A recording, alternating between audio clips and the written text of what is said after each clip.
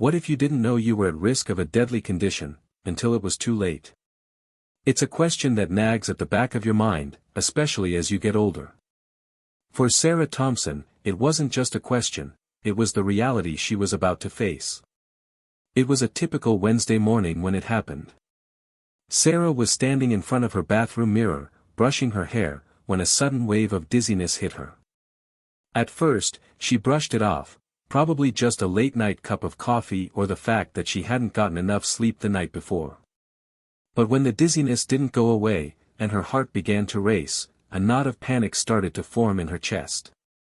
She gripped the sink, hoping it would pass, but instead, her vision blurred and the sound of her heartbeat seemed to echo in her ears. For a few minutes, she stood there, frozen. She couldn't tell if she was imagining it or if something was genuinely wrong. But deep down, a voice told her this was serious. This wasn't the first time she'd felt something off about her body. She had been experiencing odd headaches and lightheadedness over the past few months, but it was always easy to push it aside, to chalk it up to age or stress. But today was different. This wasn't normal. Sarah had always been healthy. She was active, or at least, she used to be. She had been the picture of vitality in her younger years, always on the move, always tackling projects headfirst.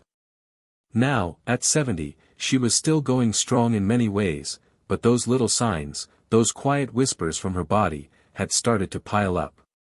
And still, she ignored them, like most people do when they feel invincible. She reached for her phone and called her son, Daniel. Her hands were shaking, but she tried to keep her voice steady. "Daniel, something's wrong. I don't feel well. My head is spinning." There was a slight tremor in her voice that she couldn't mask. "Mom, you've been saying that for weeks now. You need to get checked out." "I'm serious," Daniel replied, his voice sounding more concerned than usual. Sarah hesitated. She had been to the doctor a few months ago, and everything had seemed fine. Her blood pressure was a little higher than it should be, but the doctor had told her it wasn't a huge concern. She'd brushed it off, thinking she didn't need to worry. After all, she wasn't one to overreact. She was the strong one, the one who didn't get sick, the one who had been running the show for years. But now, with her heart racing and her head spinning, she wasn't so sure. "Fine, I'll make an appointment," Sarah said reluctantly. "But it's probably nothing." Daniel wasn't convinced. "You need to take this seriously, Mom. Blood pressure can sneak up on you. It's called the silent killer for a reason. Don't ignore it."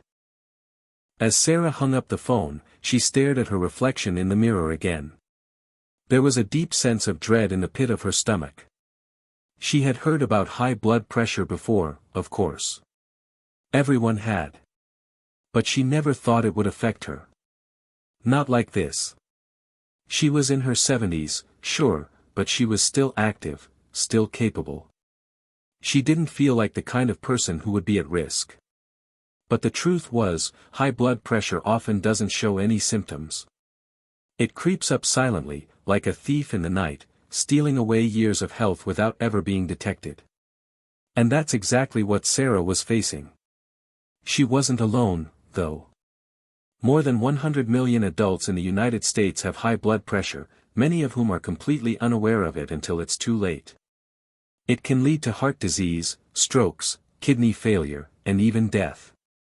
And for Sarah, it was no longer a distant threat, it was real.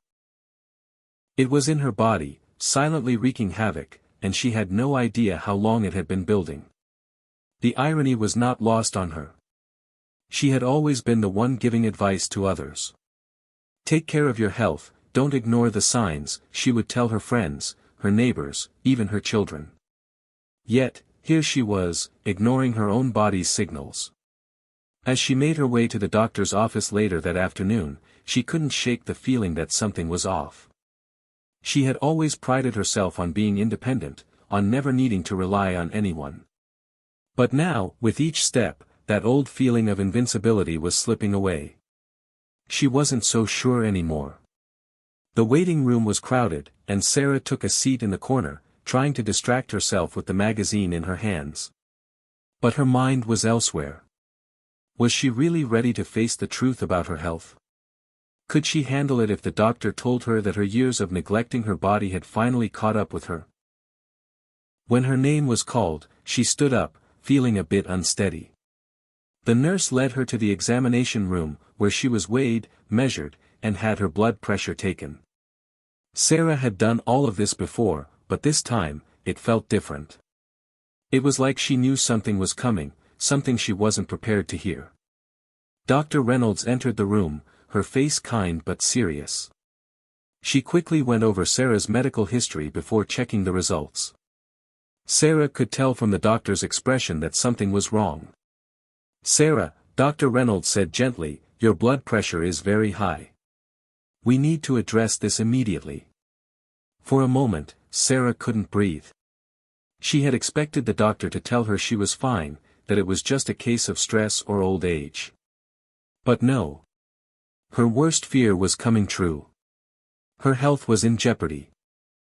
High blood pressure is a serious condition, and it can lead to complications like stroke, heart attack, or kidney failure if left untreated, Dr. Reynolds continued. "We'll need to start treatment right away." Sarah's mind was spinning. High blood pressure. The silent killer. She had heard those words before, but never did she imagine they would apply to her. "You need to take this seriously, Sarah," Dr. Reynolds said firmly.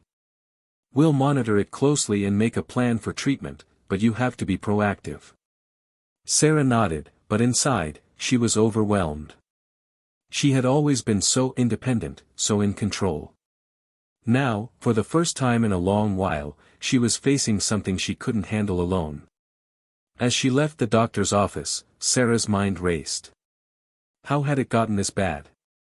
Why had she ignored the warning signs? And most importantly, how would she face this new reality? One thing was certain, her life was about to change. Hit subscribe and leave a comment with where you're watching from. This story might just spark a new beginning. What's one thing that always pushes you forward, even when things get tough? Sarah Thompson had always prided herself on being independent. Growing up in a small town, she had learned early on how to take care of herself. She wasn't the type to lean on others for help. After raising 2 children and building a career as a teacher, she had become someone people looked up to for advice, strength, and support. Her life had been filled with love, hard work, and purpose. She had always been the rock, the one who kept everything together. But now, at 70, that was starting to feel like a distant memory. And this sudden health scare was forcing her to rethink everything she thought she knew about herself. The drive home from the doctor's office was quiet, a stark contrast to the whirlwind of thoughts spinning in her head. Sarah stared out the window, barely noticing the scenery as it passed by. The usual distractions, her favorite radio station, the vibrant colors of the neighborhood, were completely lost on her now. All she could think about was the words Dr. Reynolds had said, "Your blood pressure is dangerously high." For years, Sarah had considered herself the exception to the rule. She wasn't overweight, she didn't smoke, and she had always been active, walking her dog every morning and gardening in the afternoons. In her mind, she was doing everything right. Sure, she didn't always eat perfectly, but who did? And yes, there were days when stress got the best of her, but didn't that happen to everyone? She had always brushed off these things, convinced that she was in control. But today, for the first time, Sarah had to face the reality that her health was no longer something she could take for granted. When Sarah pulled into her driveway, she took a deep breath.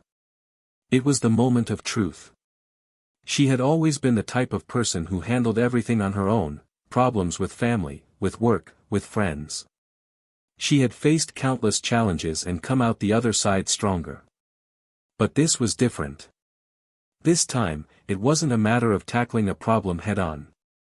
This was about her health, something she couldn't fix with sheer willpower. Inside, her son Daniel was sitting at the kitchen table, a concerned look on his face. He had been calling and texting her all afternoon, wanting an update after the doctor's appointment. He didn't have to ask. Sarah could see it in his eyes, he knew something was wrong. "Mom, what did the doctor say?" Daniel asked as soon as Sarah entered the room. For a moment, Sarah didn't say anything. She simply stood there, looking at her son, feeling a mix of guilt and fear. She had always tried to protect him from her own weaknesses, and now here she was, feeling like she had failed. "They said my blood pressure is too high." "It's dangerous," Sarah replied quietly, her voice breaking. Daniel didn't hesitate. He stood up, walked over to her, and wrapped her in a hug. "I'm so sorry, Mom," he said. "But you have to take this seriously. We need to make some changes, together." Sarah stepped back, wiping her eyes. "I know. I just didn't think it was this bad. I've been ignoring the signs for too long." Daniel nodded, his expression softening. "It's okay.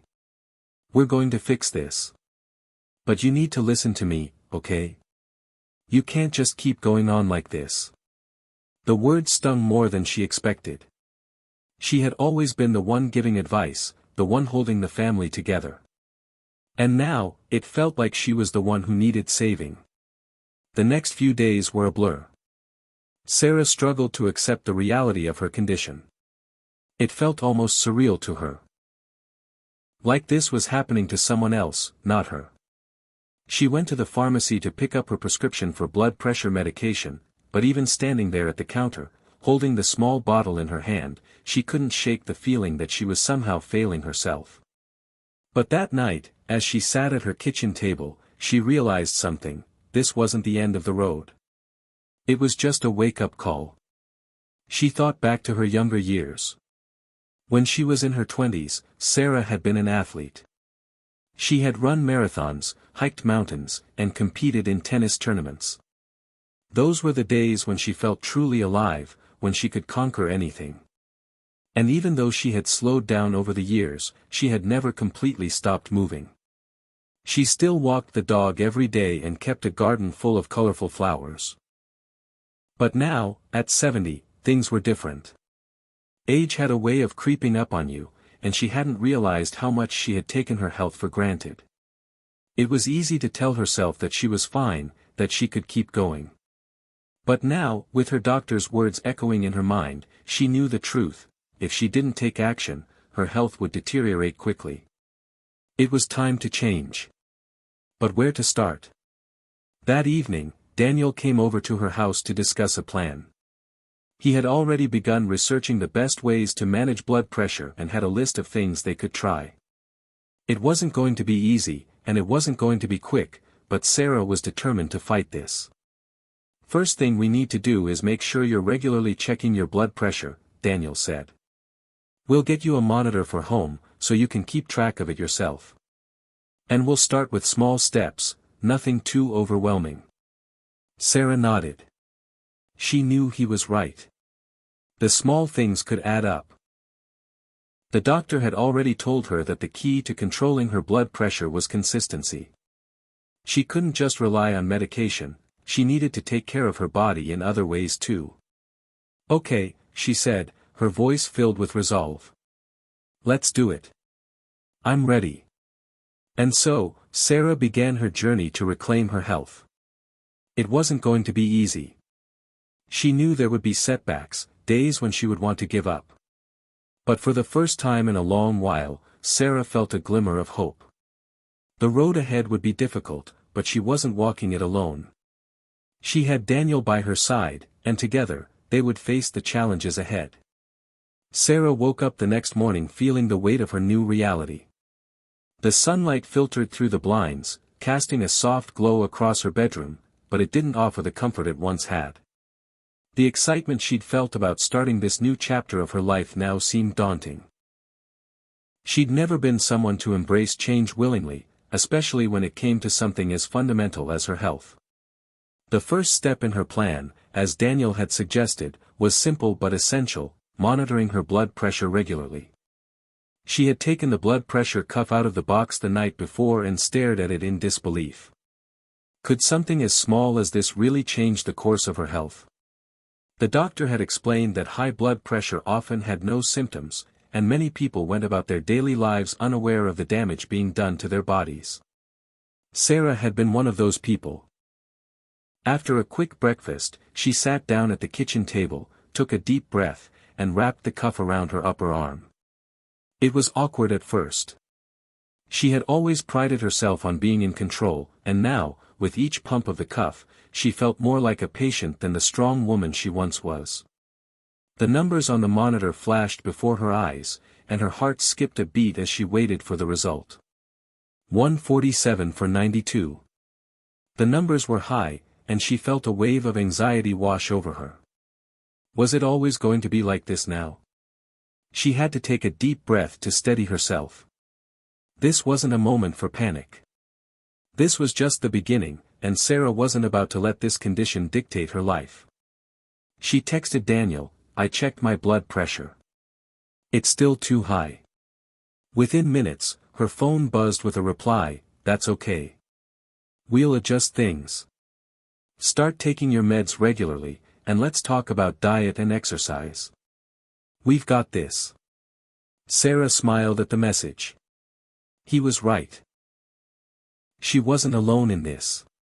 It was easy to forget that when you'd spent most of your life being independent, but now, with Daniel's support, she didn't have to carry the weight by herself. The next step was something Sarah had dreaded for a while, adjusting her diet. She had never been one for fad diets or extreme changes in eating habits. She loved her comfort food, the meals that reminded her of family gatherings and long, laughter-filled dinners. But she knew she had to make some tough choices if she wanted to take control of her health. She started with small changes. That afternoon, she went to the grocery store with Daniel, and they filled her cart with fresh fruits and vegetables, whole grains, and lean proteins. As they passed the aisles of processed foods and sugary snacks, Sarah realized how much of her regular diet had revolved around convenience rather than nutrition. She hadn't noticed how much salt, sugar, and fat she had been consuming until now. "I'll make it work," Sarah told herself as she picked up a package of salmon, her mind already planning meals. One step at a time. When they got back to her house, Sarah took a deep breath and put the groceries away. It felt like a small victory. She was already on her way to making better choices for herself.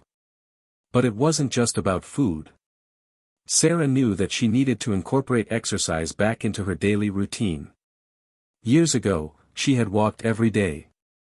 Sometimes, she'd walk for miles through the park, feeling the fresh air in her lungs and the rhythm of her feet on the pavement.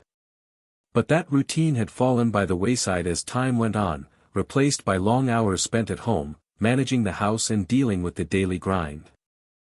She was sitting on the couch that evening, flipping through a magazine when Daniel called again. "How's everything going?" he asked, his voice warm with concern. "I'm making the changes.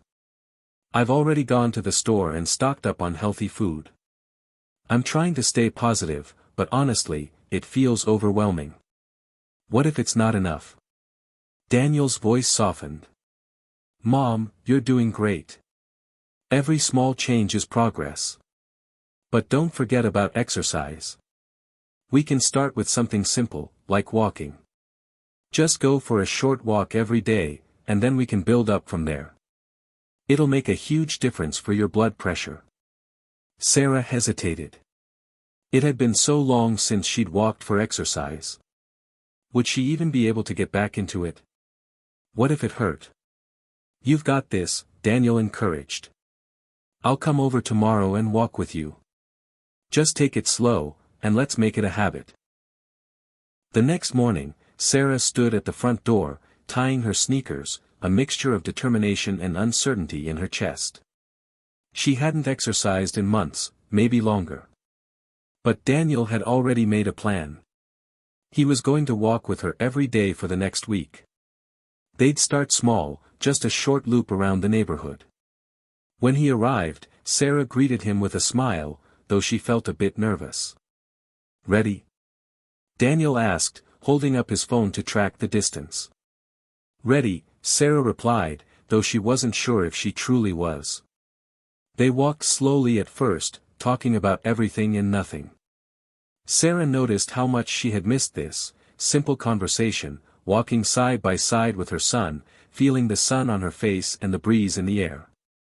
They didn't go far, but by the time they reached the end of the block, Sarah felt a small sense of accomplishment. She could do this. And the next day, she did it again. And the day after that.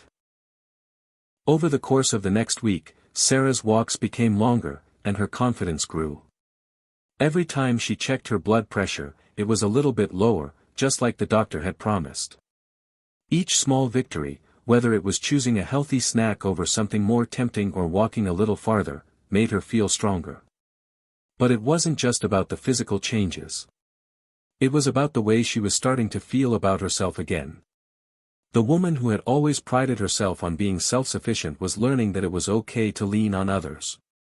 And the woman who had felt helpless just a week ago was now realizing that she had the power to make a change. It had been 2 weeks since Sarah had started her new routine. Each day, she checked her blood pressure, adjusted her diet, and made sure to walk, even if it was just for a few minutes. The changes were starting to add up, and she could see small improvements. Her blood pressure readings were beginning to stabilize, and she felt a bit more energetic. For the first time in a long time, she was starting to believe that maybe, just maybe, she could get back on track.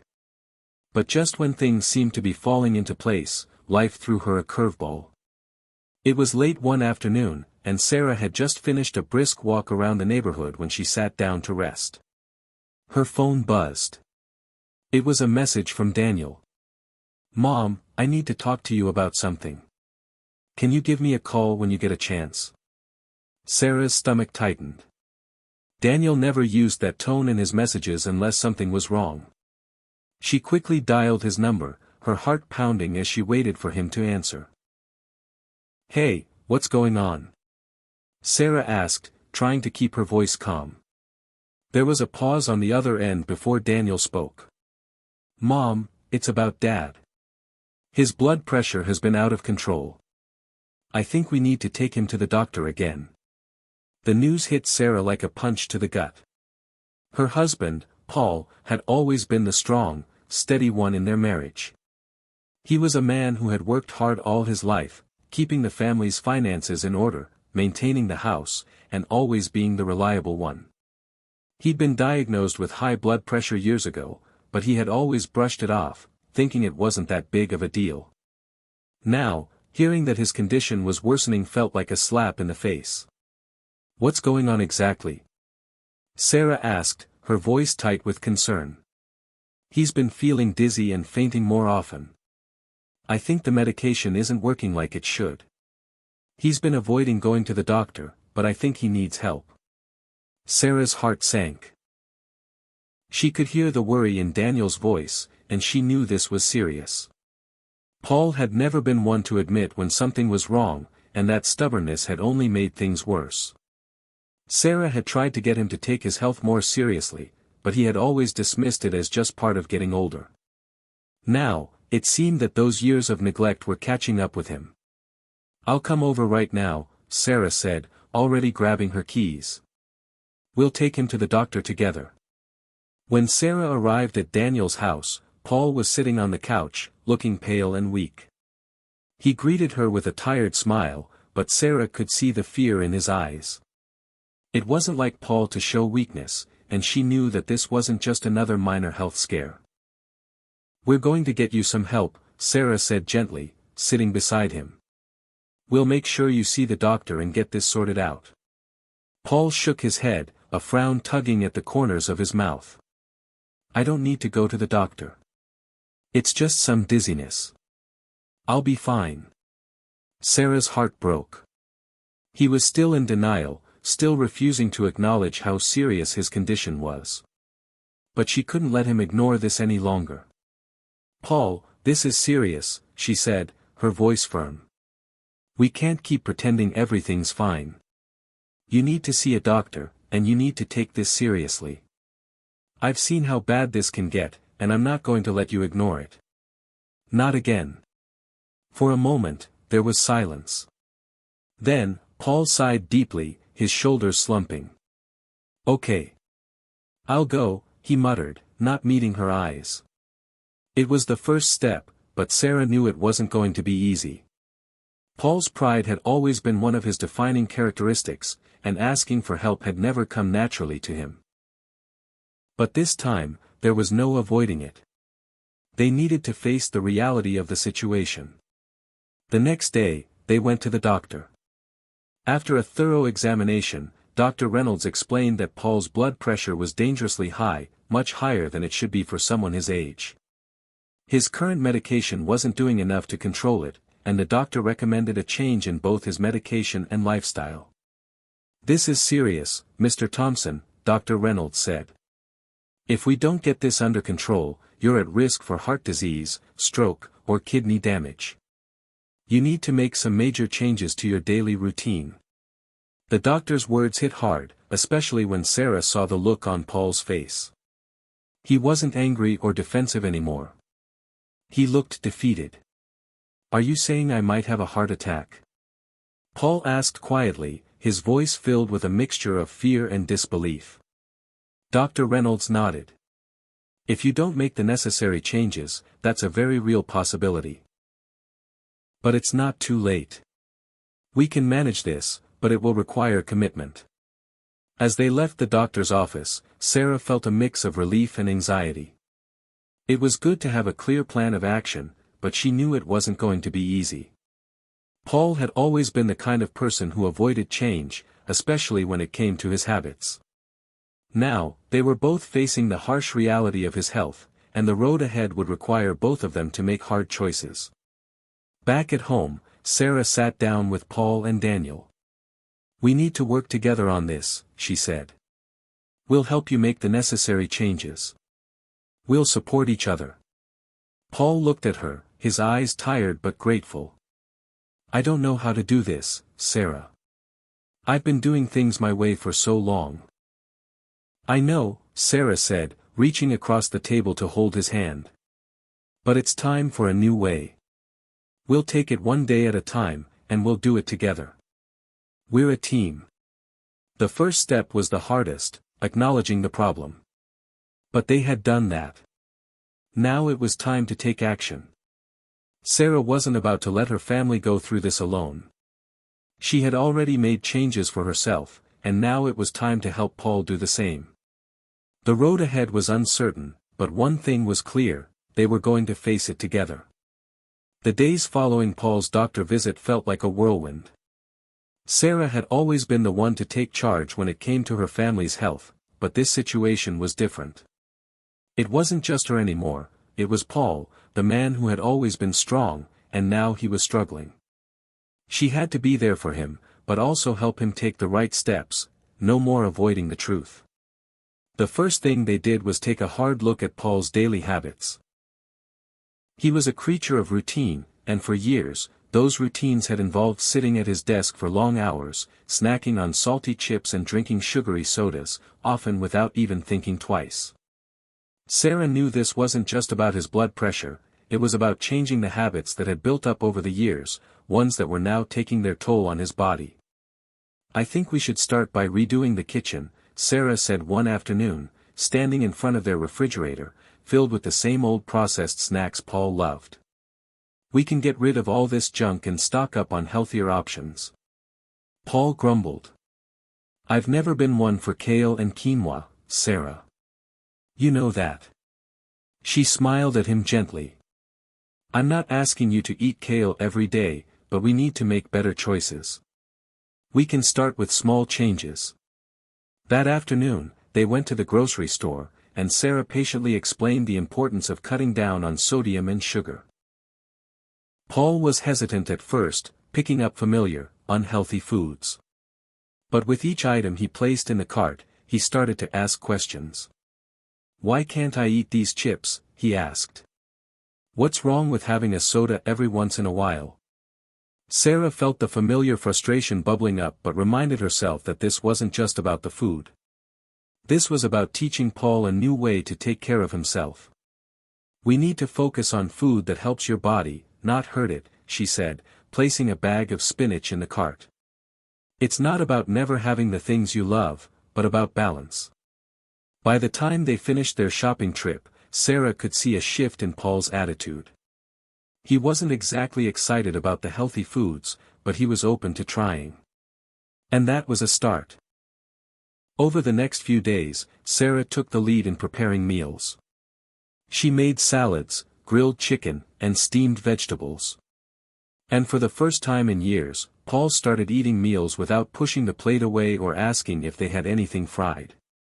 It wasn't easy, there were moments of temptation, especially when Paul looked longingly at the chips in the pantry, but he stuck with it.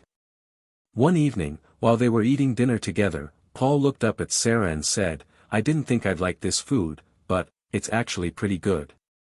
Sarah smiled. "I told you. You just have to give it a chance." After a week of improving his diet, Sarah noticed something incredible. Paul seemed to have more energy. He was starting to get out of his chair more, not feeling as sluggish after meals. He was even walking with her in the evenings, though he was a little slower than she was. But it was a huge step, and they celebrated it together. Still, there was something lingering in Sarah's mind. The question of whether or not Paul was fully committed to making lasting changes. She had seen his reluctance before, especially when it came to his health. It would be easy for him to slip back into old habits if he didn't feel the urgency that she did. That night, she decided to have a heart-to-heart conversation with him. "Paul," she said softly, as they sat on the couch after dinner. "I know this isn't easy. I know you've always been the one in control, the one who fixed everything. But this, it's different. We can't fix this if we don't face it head-on." He looked at her, his eyes softening. "I know. I'm sorry for the way I've been. It's hard for me to admit that I need help." Sarah squeezed his hand. "We're a team. And teams don't win when they're divided. I need you to stick with this. For yourself, for me, for Daniel." Paul nodded. "I'm trying, Sarah. I really am. It's just hard to change everything at once. I get it. We'll take it one step at a time. But no matter how hard it gets, we can't give up." That night, Sarah went to bed with a sense of peace she hadn't felt in a long time. She knew the road ahead wouldn't be easy, but for the first time, she felt like they were on the right path. Paul was beginning to realize that he didn't have to face this alone, and that was half the battle. The following week, Sarah was determined to get Paul involved in his own health journey, not just by eating better, but by managing his stress. She had noticed how much work and life pressure had affected his health over the years, especially with his demanding job. "Maybe it's time we focus on stress management," she suggested one evening, as they sat together in the living room. Paul sighed, a tired smile on his face. "You know me. I never like talking about my stress. But, maybe you're right." Sarah smiled gently. "You don't have to talk about it if you don't want to. But finding ways to unwind and relax, whether it's taking a walk, doing some breathing exercises, or just having some quiet time each day, could really make a difference for your blood pressure." Paul looked thoughtful. "I suppose I could try. But no promises." "Just take it one day at a time," Sarah said, reaching for his hand. "You don't have to be perfect. But we're in this together." Over the next few weeks, Paul started incorporating short relaxation breaks into his routine. He began to take longer walks with Sarah, enjoy quiet evenings at home, and even tried a few minutes of deep breathing before bed. Slowly but surely, his attitude began to shift. He wasn't resistant anymore. Instead, he was actively participating in his own well-being, and that made all the difference. By the end of the month, Paul's blood pressure had dropped to a healthier level. It wasn't perfect, but it was a significant improvement. Sarah could see the pride in his eyes when they visited the doctor for a follow-up appointment. Dr. Reynolds was impressed with the changes they had made. "Keep up the good work, Mr. Thompson. You're on the right track. But remember, this is a lifelong commitment. You can't stop now. Paul nodded, a small grin on his face. I won't. Thanks for everything, Doc. As they left the doctor's office, Sarah felt a sense of accomplishment wash over her. They had made it through the first difficult month, but there was still more work to do. However, Sarah knew now more than ever that with determination, support, and love, they could conquer anything. The following weeks brought a sense of cautious optimism. Paul was feeling better, his energy levels were up, and his blood pressure had improved significantly. Sarah couldn't remember the last time she'd felt this hopeful about his health, but she knew it wasn't time to rest on their laurels. The real test was still ahead. Could Paul sustain these changes long-term, especially when life inevitably threw curveballs their way? It wasn't long before the first challenge arose. One afternoon, Sarah came home from her part-time job at the local library to find Paul pacing in the kitchen, looking agitated. Daniel was seated at the table, his head in his hands, clearly frustrated. What happened? Sarah asked, her voice tight with concern. Paul ran a hand through his hair. It's my work. The project I've been managing for months, it's falling apart. I don't know if I can fix it. Daniel glanced up at Sarah, his face etched with worry. Dad's been on the phone with his team all day. They're dealing with some major issues, and it's stressing him out. Sarah's heart sank. She could see the familiar signs of stress taking hold of Paul. His shoulders were tense, his jaw clenched, and his usual calm demeanor was replaced by anxiety. It had only been a few weeks since they'd started taking his health seriously, and here it was, stress, the silent enemy, creeping back in. Paul turned toward Sarah, his eyes filled with a mixture of frustration and helplessness. I can't focus on anything right now. I feel like I'm about to lose control. Sarah stepped forward, gently placing her hand on his arm. Paul, I know this is stressful. But we've talked about this. You can't let this overwhelm you. You have to find a way to manage it, or all the progress we've made will be for nothing. He sighed heavily. I know. It's just hard. The pressure is building, and I don't know how to stop it. For a moment, Sarah stood there, weighing her options. She could tell Paul wasn't going to listen to reason until he had a chance to decompress. His job was incredibly demanding, and he often found it hard to separate work from his personal life. But this time was different.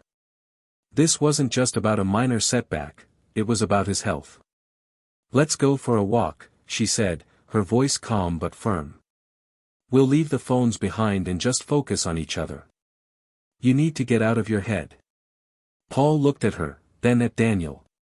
Finally, he gave a reluctant nod. I don't know if I'll feel any better, but I guess it's worth a shot. The walk started out in silence, the tension between them palpable. Sarah was acutely aware of how tightly Paul's hands were clenched at his sides. She kept her pace steady, giving him space but also subtly encouraging him to breathe deeply and relax. As they walked through their neighborhood, Sarah noticed the beauty of the late afternoon sky, shades of pink and orange streaking across the horizon. The world felt peaceful, and it was hard to imagine how quickly stress could tear apart that peace. Take a deep breath, Paul, Sarah said after a few minutes. Just focus on the moment. Let the stress slip away. Paul huffed, trying to relax, but it was clear that his mind was still tangled in the web of his work troubles. After a few more minutes, Sarah spoke again, this time softer, with more understanding. I know you're worried about work, but your health has to come first. We've talked about stress management, and we need to practice it now. I know it's hard, but if we don't make it a priority, it'll affect everything else. You know how much it affects your blood pressure. Paul slowed down, finally seeming to absorb her words. I know. I just don't know how to disconnect from it. It feels like I'm carrying the weight of the world on my shoulders. Sarah stopped and turned to face him. You're not alone in this. We're a team. But if you don't take care of yourself, you're not going to be able to help anyone, least of all yourself. Paul looked at her, his expression softening. For the first time, he seemed to realize that his health wasn't just about him. It affected his family, his relationships, and his future. He took a long, deep breath, letting the air fill his lungs. "I'm sorry," he said quietly. "I've been so focused on work that I've been neglecting the things that matter most." Sarah smiled gently, her heart lifting. "It's not too late. We can change this. But you have to be willing to put in the work." The rest of the walk was spent in silence, but it wasn't the uncomfortable silence that had filled the air earlier. It was a reflective silence, the kind that signals a shift is happening, a realization that things can change, even when they seem impossible. When they returned home, Paul seemed lighter, more present.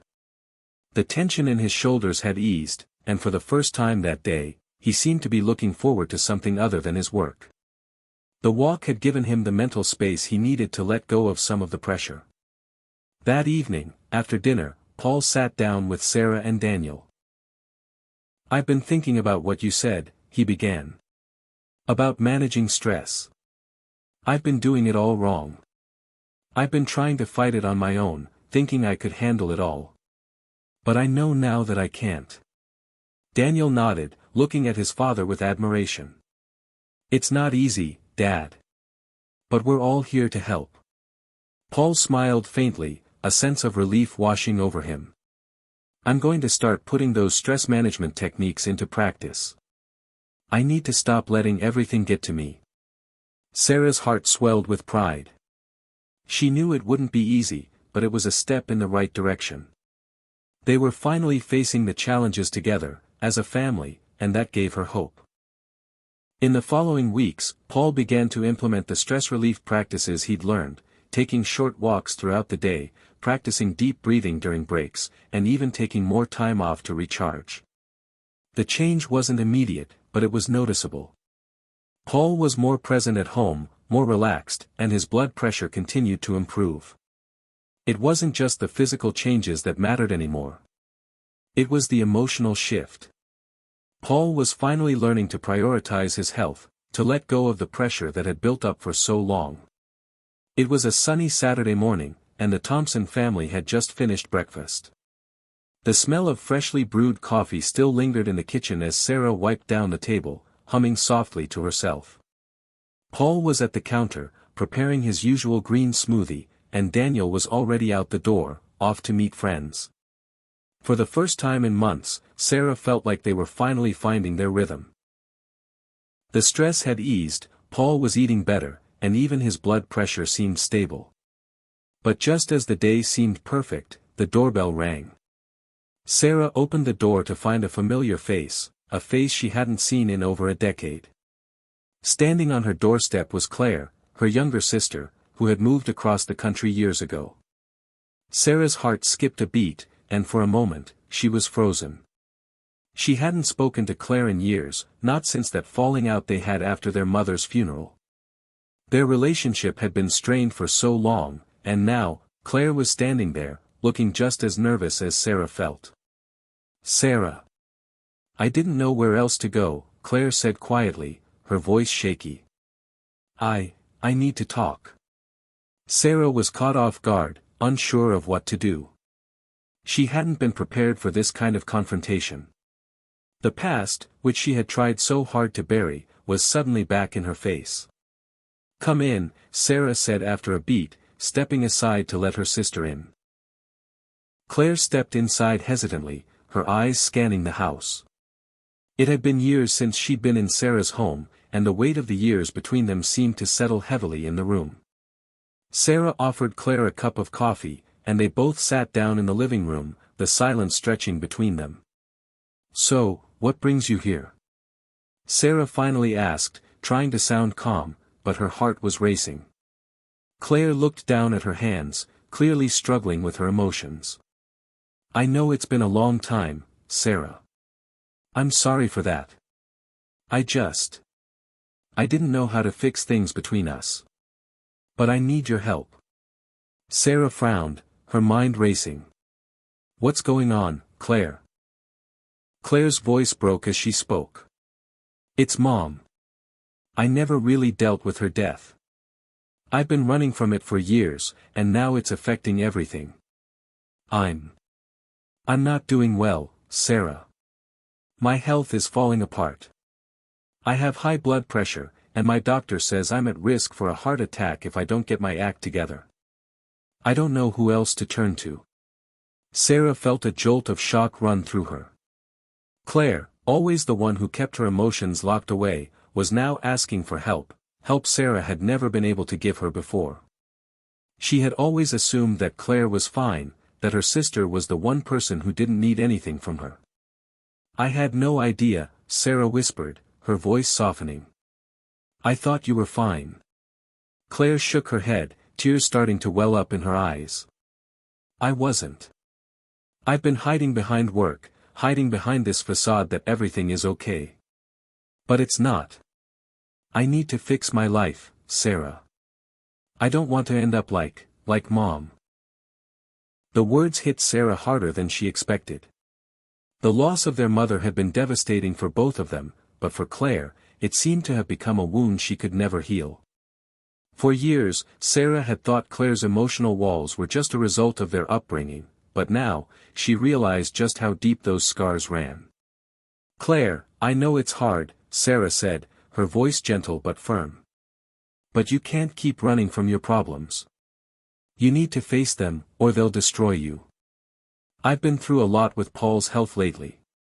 We've had to make some tough choices, but they've made all the difference. You can't keep ignoring your health. Claire wiped her eyes, nodding slowly. I know. I don't know where to start. I've been trying to change, but it feels impossible. Sarah reached across the table and took Claire's hand. It's not impossible. We'll start small, just like we did with Paul. You're not alone in this, okay? We're a family, and we'll do this together. For the first time in years, Sarah saw a flicker of hope in Claire's eyes. It wasn't going to be easy, but for the first time in a long time, Claire seemed willing to face the truth, to let go of the past and make real changes for the future. The following days were filled with a new sense of purpose. Claire began staying with Sarah, and together they worked on healthier habits. They cooked meals together, focusing on low-sodium, heart-healthy foods. Sarah encouraged Claire to take daily walks, just like Paul had started doing. But the road wasn't as smooth for Claire as it had been for Paul. Every step forward seemed to be met with a step back. One afternoon, as they sat in the kitchen, Claire burst into tears. I don't know if I can keep doing this. I'm just so tired of trying and failing. What if it's too late for me? Sarah pulled Claire into a hug, her heart breaking for her sister. It's never too late, Claire. You just have to take it one day at a time. You don't have to be perfect. You just have to keep going. Claire nodded, sniffling. I want to be healthy, Sarah. I really do. But it's so hard. I know it's hard, Sarah said softly. But you're stronger than you think. And we're here to help you. Every step of the way. It wasn't an instant transformation, but over time, Claire began to make progress. Her blood pressure improved, slowly but steadily. She started to see the value in the changes Sarah had introduced to their routine. It wasn't just about the physical health, it was about healing emotionally, about accepting help, and learning to take care of herself for the first time in years. As Sarah watched her sister slowly transform, she couldn't help but feel proud. They had faced their past together, and now they were working toward a future where they could be stronger, healthier, and closer than ever. It wasn't easy. It wasn't perfect. But it was a beginning. And that was enough. The days were passing more quickly than Sarah realized. With Claire's health improving and Paul's blood pressure continuing to stabilize, life seemed to be taking a positive turn. But as with any journey of transformation, setbacks were bound to come, and when they did, they hit harder than expected. It started with a phone call. It was late one Thursday evening when Sarah's phone buzzed. It was an unfamiliar number, and her first instinct was to ignore it. But something told her to answer. Hello? she said, her voice laced with curiosity. "Sarah, it's Paul. Something happened at work today. I don't know how to say this, but I'm going to be let go. They're downsizing the department, and I'm part of the cut." Sarah felt her heart drop. She could hear the anxiety in Paul's voice, the fear of the unknown creeping in. After everything they'd been through, after all the progress they'd made with his health, now this? Paul. Sarah breathed out, trying to find the right words. "We've been through so much. I know this is hard, but we'll figure this out together." Paul's voice trembled. "I don't know how to feel about this. I've worked at that company for 20 years, and now it feels like everything I've built is just gone. I'm scared." Sarah closed her eyes for a moment, trying to process the shock. Her first instinct was to comfort Paul, but she also knew they needed a plan. He had worked hard to get his health on track, and the last thing she wanted was for the stress of job loss to undo all the progress they'd made. "Take a breath, Paul," Sarah said softly. "We've been through difficult things before, and we've made it. This is just another challenge, but I know you can handle it. We'll face this together." It wasn't much of a comfort, but it was the truth. Paul had faced countless obstacles in his life, but this was different. This was a career-defining moment, and his mental and physical health were at risk. After hanging up the phone, Sarah sat there, staring at the blank screen. She felt a deep ache for Paul, who had always been the steady rock of the family, always in control. Now, he was struggling, and she didn't know how to help him. The following days were filled with uncertainty. Paul spent most of his time job hunting, scrolling through job listings, and sending out his resume. But despite his efforts, nothing seemed to stick. The job market was tight, and Paul was finding it harder to keep his head above water. His usual optimism was replaced by frustration and self-doubt. The stress began to chip away at him, just as Sarah feared. One evening, after Paul returned from yet another round of interviews that had left him feeling defeated, Sarah could see the toll the rejection was taking on him. He looked exhausted, his face drawn, the tension in his shoulders back again. "I didn't get it, Sarah," Paul said quietly, dropping his resume on the kitchen counter. "Another interview, another rejection. I'm just not good enough anymore." Sarah's heart ached for him, but she didn't let herself show it. Instead, she reached out, placing her hand gently on his. "Listen to me," Sarah said, her voice calm but firm. "This is tough, but it's not the end. You've gotten through hard times before, and this is just another challenge. But it's not going to define you. It's temporary. You're going to find something." Paul shook his head, the weight of the words still heavy on his heart. "I don't know anymore. Maybe I'm too old to start over. Maybe I've missed my chance." For the first time, Sarah saw the old fear in his eyes, the same fear that had plagued him when he'd first been diagnosed with high blood pressure, the fear that he wouldn't be able to overcome this, that he wasn't strong enough. She had seen him fight through so many challenges, but this was different. This wasn't just about his health, it was about his identity, his sense of self-worth. Sarah refused to let him give up. "Paul, this is a setback. It's temporary. You're not alone in this, and you are good enough. You've always been good enough. But you have to believe it. No one else can do that for you." The next few days were tough. Paul's confidence was shattered, and the stress of unemployment loomed over them both. But Sarah knew she had to keep him grounded, reminding him of the progress they had made with his health, how far he had come in such a short time. If he could overcome that, surely he could overcome this. But even as Sarah encouraged Paul to stay positive, the strain of the situation began to weigh heavily on her as well. She tried to stay strong for both of them, but it was hard to ignore the underlying anxiety that now lived in their home. There were bills to pay, a mortgage to think about, and the uncertainty of what the future held. Then, just when Sarah thought the stress would become too much, something unexpected happened. It was a Sunday evening, and they had just finished dinner when the phone rang again. This time, it was a call from Paul's old colleague, Roger, who had left the company a few years ago to start his own business. "Paul," Roger said, his voice warm on the other end of the line. "I heard about what happened, and I wanted to reach out. I've been thinking about you, and I've got an opening in my team. It's not much, but I know you'd be a great fit. I need someone who has experience, someone who knows what they're doing. I know it's a big step, but it could be a fresh start." Paul's face lit up with cautious hope. For the first time in days, a spark of excitement flickered in his eyes. "Roger, that sounds incredible. I'd love to learn more." As Sarah watched Paul talk to Roger, she couldn't help but feel a wave of relief. This was the break they had been waiting for. Maybe, just maybe, this setback wasn't the end after all. Maybe it was the beginning of something new. The unexpected phone call from Roger felt like the first glimmer of hope in what had been a long, dark tunnel for Paul. His days had been filled with rejection and uncertainty, but now, suddenly, there was light at the end of the tunnel.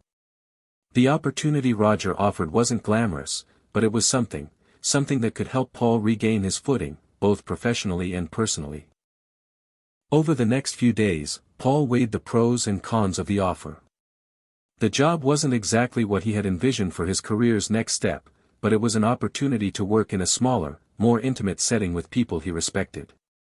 It wasn't the high-powered corporate job he'd grown used to, but it was a chance to rebuild. Sarah watched as he struggled with the decision. She could see the hesitation in his eyes, the worry that he might not be enough for this new chapter. It wasn't just about the job, it was about proving to himself that he still had value, that he could still contribute to something larger than himself.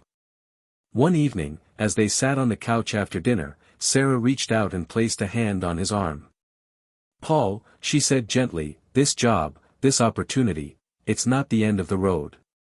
It's the beginning of something new. You don't have to have it all figured out right now. You've already made so much progress in your health, and this is just another step in the right direction."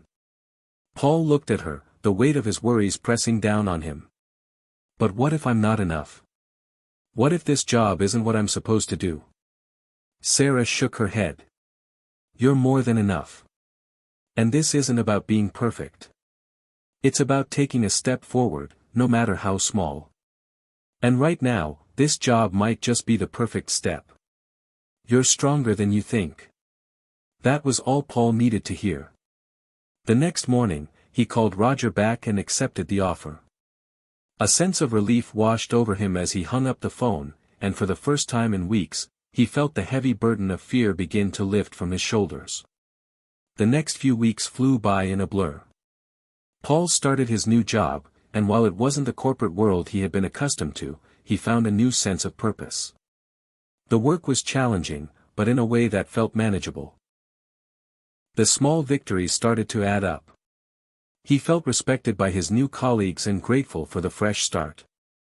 But more importantly, he felt like he was part of something again, something that mattered. But the impact of Paul's new job didn't stop with him. The ripple effect of his decision spread to every corner of their family life. At home, Sarah could see how much the new role was helping Paul emotionally.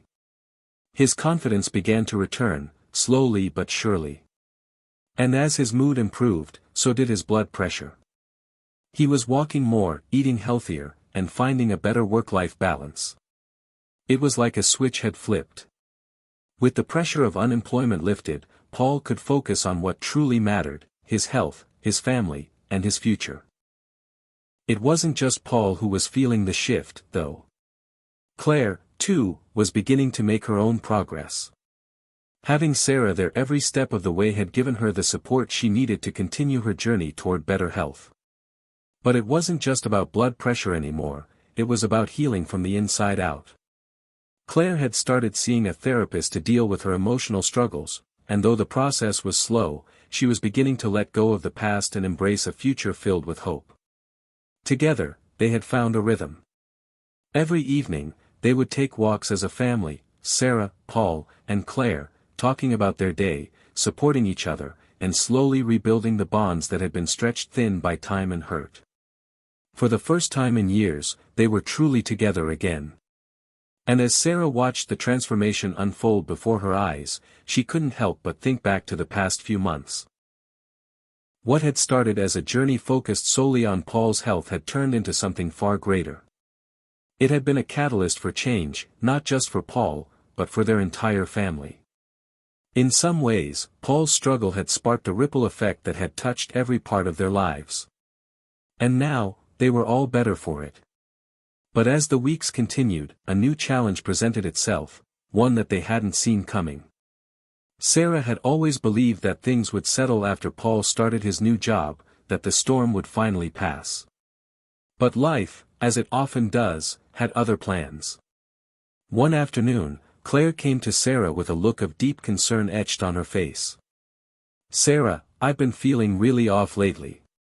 I've been following the diet and exercise routine, but something's not right. I don't know how to explain it, but I feel tired all the time, and I've been getting these headaches." Sarah's stomach twisted with concern. She knew how hard Claire had been working to improve her health, but the nagging feeling in the pit of her stomach told her that this wasn't just a minor setback. "I think it's time for you to see a doctor, Claire," Sarah said, her voice filled with both care and caution. "We've come so far, and I don't want you to ignore any signs, especially with your health." Claire hesitated, her fear of the unknown clear in her eyes. "What if something's wrong? What if it's serious?" Sarah placed a reassuring hand on her sister's shoulder. "We won't know until you get checked out. But we're in this together, Claire. You don't have to do it alone." That afternoon, Claire went to the doctor for a checkup, and the news that came back wasn't what anyone had expected. The doctor's voice was calm but serious. "Your blood pressure is still high, Claire. And I think we need to explore the possibility of an underlying condition. We'll need to run more tests to rule out anything more serious." The words hung in the air, a stark reminder that even with all the progress they'd made, their journey wasn't over. It felt like a punch to the gut, a reminder that health wasn't something to be taken for granted. But this time, Sarah didn't falter. They would face this new challenge, just as they had faced all the others. Together. The news about Claire's health hit the family harder than Sarah had anticipated. Even though they had made so much progress in managing Paul's blood pressure, Claire's unexpected setback brought a sobering reality: their journey toward health and well-being was far from over. What had once been a story of triumph was now facing a new chapter full of uncertainty. As Sarah sat with Claire in the doctor's office, she could feel the tension between them. Claire had always been the one to keep things light, to make jokes and lift others up, but now her vulnerability was painfully evident. She sat there, her hands clenched in her lap, her eyes avoiding Sarah's gaze. "I don't want to be a burden," Claire said softly, her voice barely above a whisper. "I know I've been struggling, but I didn't want to admit it. I thought maybe it would just pass, but it hasn't. I'm scared, Sarah." Sarah squeezed her sister's hand, her own heart heavy with the weight of Claire's words. She had seen her sister push through so much in her life: emotional struggles, physical health challenges, and the emotional scars of the past. But this was different. This was a physical battle she wasn't sure how to fight. "You're not a burden, Claire," Sarah said firmly. "We're family. We face everything together. You don't have to be strong all the time. It's okay to be scared. But we're going to get through this. You're not alone." They both sat in silence for a moment, the weight of the doctor's words hanging in the air. More tests. More unknowns. The worry about Claire's health had deepened into something far more serious than they had anticipated. It was clear that this wasn't just about high blood pressure anymore, it was about finding out what else was going on. The doctor had mentioned the possibility of an underlying condition, and now they were faced with the waiting game. Blood tests, MRI scans, and specialists. The roller coaster of emotions was only just beginning. The following weeks were filled with appointments, uncertainty, and late-night conversations between Sarah and Paul. Every time Claire felt another headache, or her energy dipped, the fear crept back in. Sarah could see the toll it was taking on Claire, and she wished she could take it all away, wished she could bear the weight of this challenge for her. But the fear that loomed over their family wasn't just about Claire's health anymore, it was about what came next. Could they handle more hardship? Could they face yet another life-altering test? As the days stretched into weeks, Sarah found herself reflecting on how far they had come. Not just physically, but emotionally. They had learned to adapt, to push through difficult times, and, most importantly, they had learned to lean on each other. But the unknowns of Claire's diagnosis threatened to undo some of that progress. Paul, despite his own challenges with work, had been a rock for Claire. His newfound sense of confidence and purpose at his new job had helped him manage his stress in a way that Sarah had never seen before. He was there for Claire in ways she needed, offering his support and helping her navigate through the uncertainty. But there were days when Sarah could see the cracks in his armor. He was worried about Claire, about the future, and about what all this meant for their family. His blood pressure, which had improved so much, started creeping back up again. He tried not to show it, but Sarah noticed the little signs, the extra tension in his shoulders, the sleepless nights, the moments of silence when he thought no one was looking. One evening, as Sarah and Paul sat down for dinner, she could tell something was off. Paul was unusually quiet, pushing his food around his plate, his eyes distant. "Paul," Sarah asked, her voice soft but filled with concern, "are you okay?" He paused for a long moment before he answered, "I don't know, Sarah. I'm trying, but it feels like everything is piling up. I thought I could handle it, but I can see how worried you are about Claire. And I can't help but wonder if this is just another thing we're going to have to fight through. I'm trying to keep it together for you both, but it's hard. I don't want to go back to where we were before, with my health, with all the stress. I can't." Sarah sat down next to him, her heart heavy with the weight of his words. She had seen Paul struggle in the past, but this was different. The fear of losing control of his health, combined with the fear for Claire's future, was a pressure he had never faced before. "You don't have to do this alone, Paul," Sarah said, her voice steady and full of love. "We've gotten through everything so far because we've had each other. And we're not giving up now. We'll find a way to make this work. For you, for me, for Claire. We're a team." Paul let out a long sigh, his body relaxing just a little as Sarah's words sank in. He turned to face her, his eyes full of gratitude. "I don't want to go back to where we were either. I've come too far to let fear take over again." They both knew it wasn't going to be easy. But in that moment, there was a quiet resolve between them. They had made it this far by supporting each other, and they would keep fighting together, no matter what. After what felt like an eternity of waiting, Claire finally received her test results. The doctor had good news: while her blood pressure was still high, there was no underlying condition. Her fatigue and headaches, though concerning, were likely stress-related. The doctor recommended a combination of medication adjustments and continued lifestyle changes, along with ongoing therapy to help manage the emotional toll she had been carrying. It was a relief, but it was also a reminder that their health journey wasn't a sprint, it was a marathon. They still had work to do, but they had made it through the hardest part. Claire's health was on the mend, and Paul's blood pressure had stabilized again, thanks to the adjustments he had made at work and at home. But most importantly, they had learned something invaluable, that they were stronger together. The challenges had shaped them, yes, but they had also given them the tools to overcome anything life threw their way. As Sarah looked at her family that evening, the weight of the past months slowly lifting from her shoulders, she felt a renewed sense of hope. They had come through the storm, and while there would always be obstacles ahead, they now had the strength to face them, one step at a time. The relief that followed Claire's test results felt like a breath of fresh air. For the first time in months, Sarah allowed herself to believe that things could return to some semblance of normal. The storm they had weathered as a family had left its mark, but it had also forged a new kind of strength within each of them. Paul, in particular, seemed to breathe easier. The constant undercurrent of worry that had haunted him for weeks began to dissipate. His work at the new job was settling into a rhythm, and though it wasn't the corporate career he had once envisioned, he felt a sense of pride in the progress he had made. More importantly, he was feeling healthier. His blood pressure was steady, his mood had improved, and he was beginning to enjoy life again.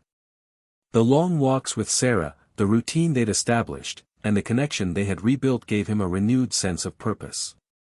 Claire, too, had made significant strides.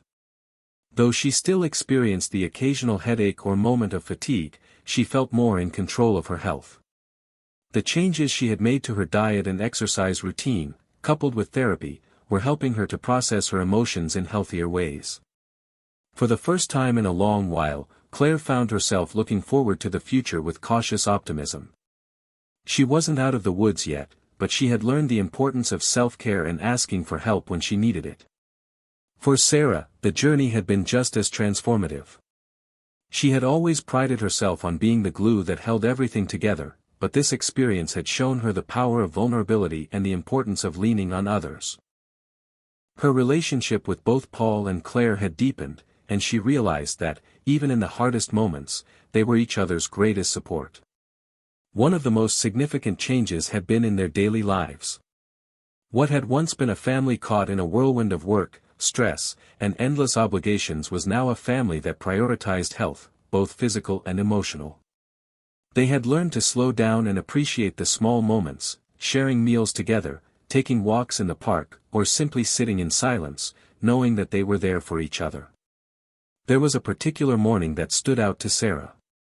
The sun was just beginning to rise, casting a soft golden light over the kitchen as she prepared breakfast. Paul was sitting at the table, his coffee in hand, and Claire was flipping through a magazine, her usual energy returning.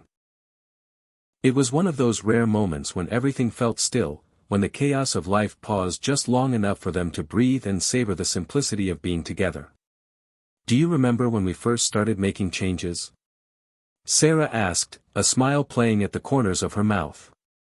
Paul chuckled, shaking his head. "I remember. It felt like we were climbing a mountain. Every step felt like it took everything out of us." Claire looked up from her magazine, nodding. "Yeah, but now it feels easy.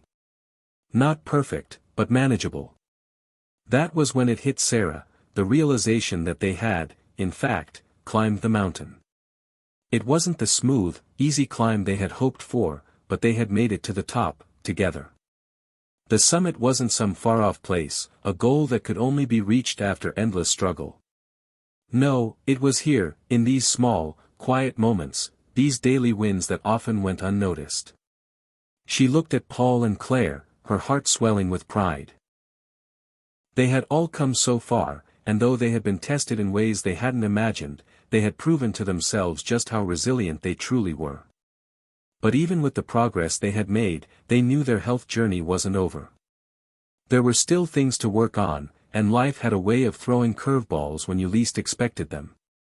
For Paul, the biggest challenge was maintaining his blood pressure.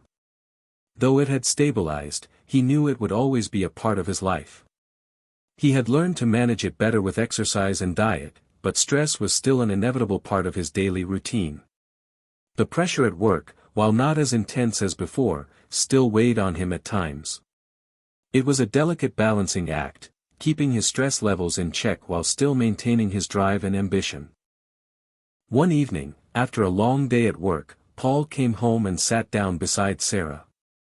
She could see the tiredness in his eyes, the quiet tension in his shoulders. "Paul, how's everything going?" she asked, concern creeping into her voice. He sighed, running a hand through his hair. "It's good, I guess. I don't know. The work's fine, but sometimes I feel like I'm constantly trying to prove myself, like I need to work harder to make up for the time I lost. It's like this pressure that never quite lets up."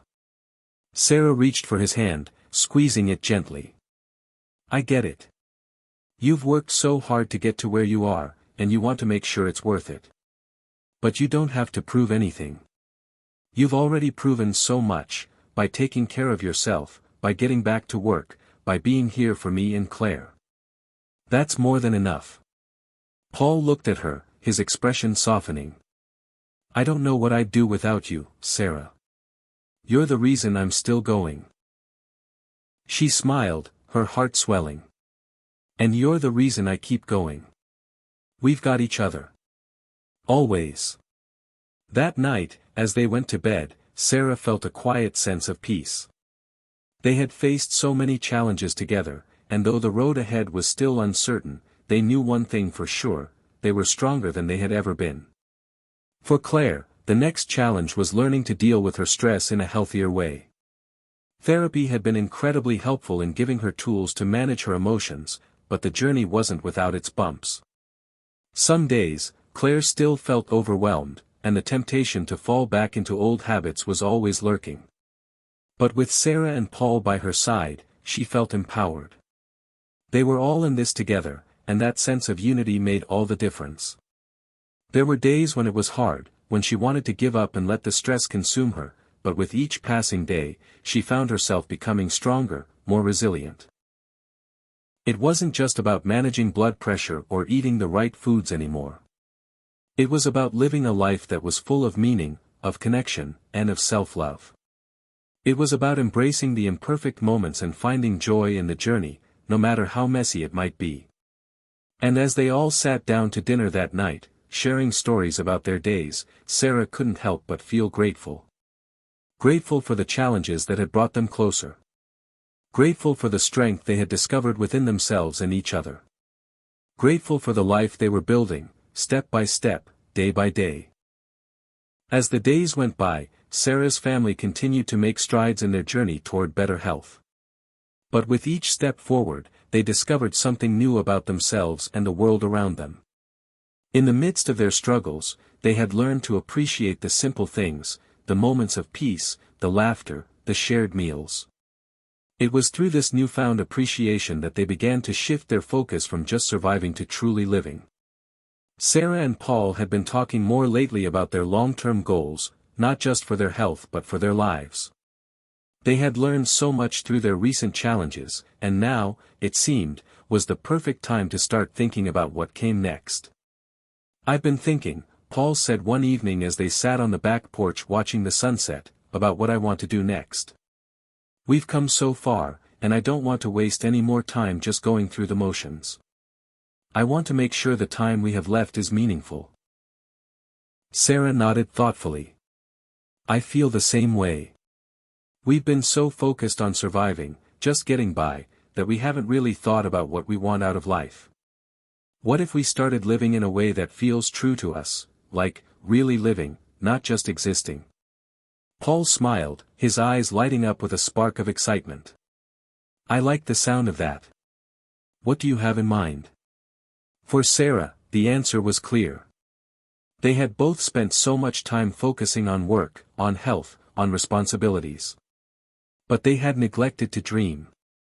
To envision the future they truly wanted, not just the one they thought they had to live. Well, I've been thinking about travel, Sarah said, her voice animated with enthusiasm. What if we went on a trip, a real one? Something we've never done before. A big adventure to reconnect with ourselves and each other. We could visit some of the places we've always talked about. Paul raised an eyebrow, surprised by the suggestion. A trip? You mean, like, a vacation? Not just a vacation, Sarah replied. A journey.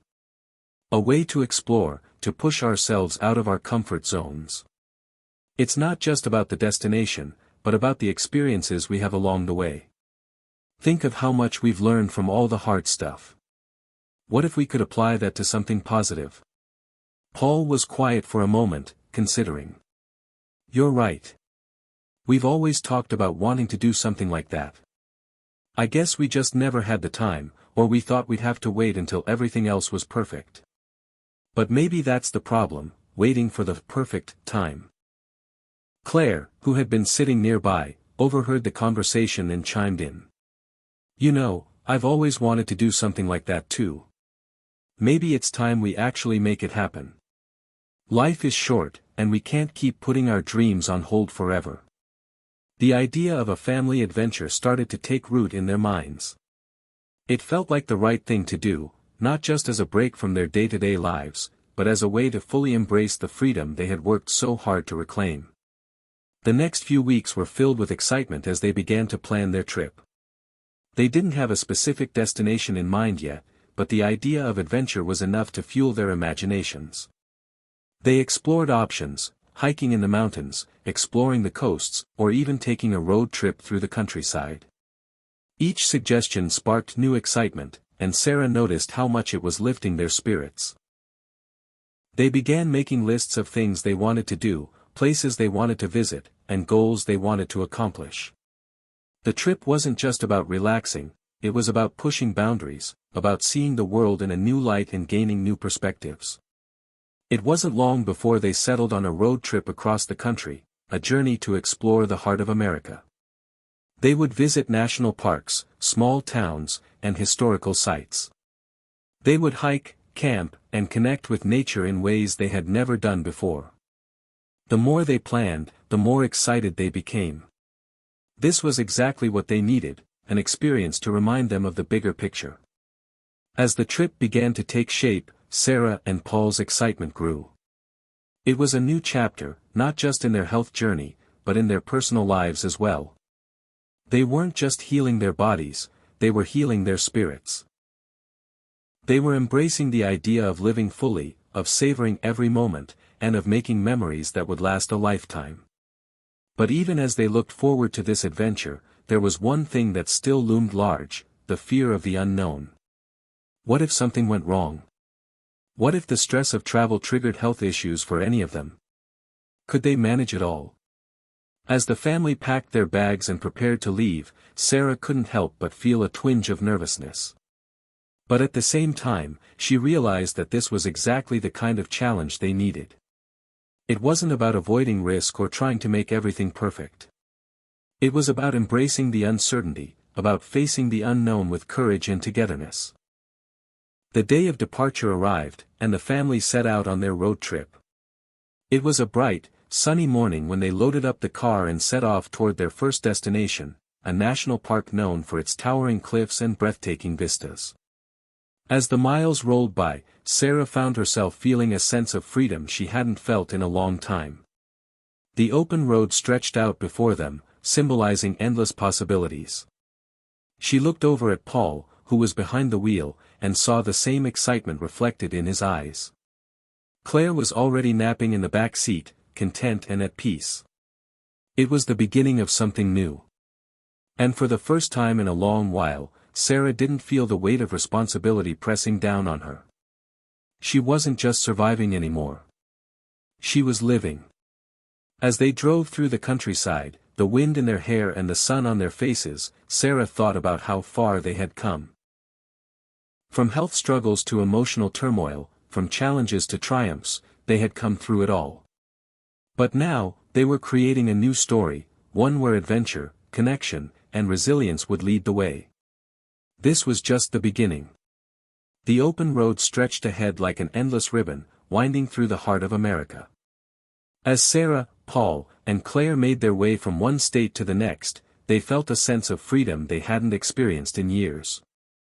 This wasn't just a road trip, it was a journey of discovery. They weren't just exploring new places, they were discovering new parts of themselves. The first stop on their itinerary was a national park nestled in the mountains. Sarah had always heard of its stunning landscapes, with jagged peaks, dense forests, and cascading waterfalls. As they drove through the park's entrance, the air seemed to change. The temperature dropped slightly, and the scent of pine and fresh earth filled their lungs. The dense trees were towering sentinels, standing tall like guardians of this wild place. They arrived at their cabin, a rustic structure tucked away in the woods, with a view of the surrounding peaks. The sound of rustling leaves and the chirping of birds was a welcome relief from the constant hum of city life. The next few days were filled with exploration, hiking trails that led to breathtaking vistas, quiet moments by the river, and evenings spent around a campfire, roasting marshmallows and sharing stories. It was everything they had hoped for and more. But as much as the beauty of the wilderness was invigorating, it also brought with it a certain sense of vulnerability. The wild was unpredictable, and the realization that they were so far from the safety of their routine began to weigh on Sarah. The fear of something going wrong, of an accident, a health scare, or even just the uncertainty of being in an unfamiliar environment, was something she hadn't fully prepared for. Her mind would occasionally wander to what-ifs. What if Paul had a sudden spike in blood pressure? What if Claire had another bout of exhaustion? What if they were too far from help? One afternoon, as they hiked a particularly challenging trail, Sarah found herself at the front of the group, her thoughts racing. She glanced back at Paul and Claire, both of them laughing and joking as they trudged up the steep incline. They looked so carefree, so at ease with the world around them, and Sarah felt a pang of guilt. Why couldn't she let go? Why couldn't she just enjoy the moment? Paul noticed her hesitation and caught up with her. "You okay?" he asked, his voice gentle. Sarah forced a smile, her breath coming a little faster from the exertion. "Yeah, just thinking. I guess I'm not as comfortable here as I thought I would be." Paul nodded, understanding. "It's okay to feel that way. We're all a little out of our comfort zones. But that's part of what makes this so important. We're pushing ourselves to do things we wouldn't normally do." Sarah looked out at the trail ahead, trying to steady her breathing. "I know. It's just. I keep thinking about all the things that could go wrong. What if something happens, and we're stuck out here? What if I can't help Claire if she starts feeling sick again? What if—" Paul cut her off, his hand on her shoulder. "Stop. You can't control everything. But we're here together. And that's what matters. We've gotten through so much already. We'll get through whatever comes next." Sarah closed her eyes for a moment, taking in his words. He was right. She couldn't control every outcome, no matter how much she wanted to. The only thing she could control was how she responded. And if she focused on the what-ifs, she would miss out on the incredible experience they were having right now.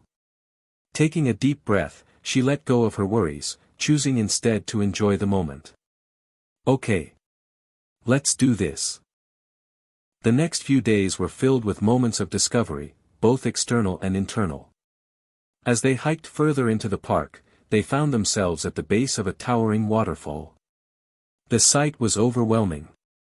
The water thundered down from high above, splashing into a crystal-clear pool below, creating a mist that cooled the warm air. Claire, full of energy as always, ran ahead to the edge, her laughter echoing in the canyon.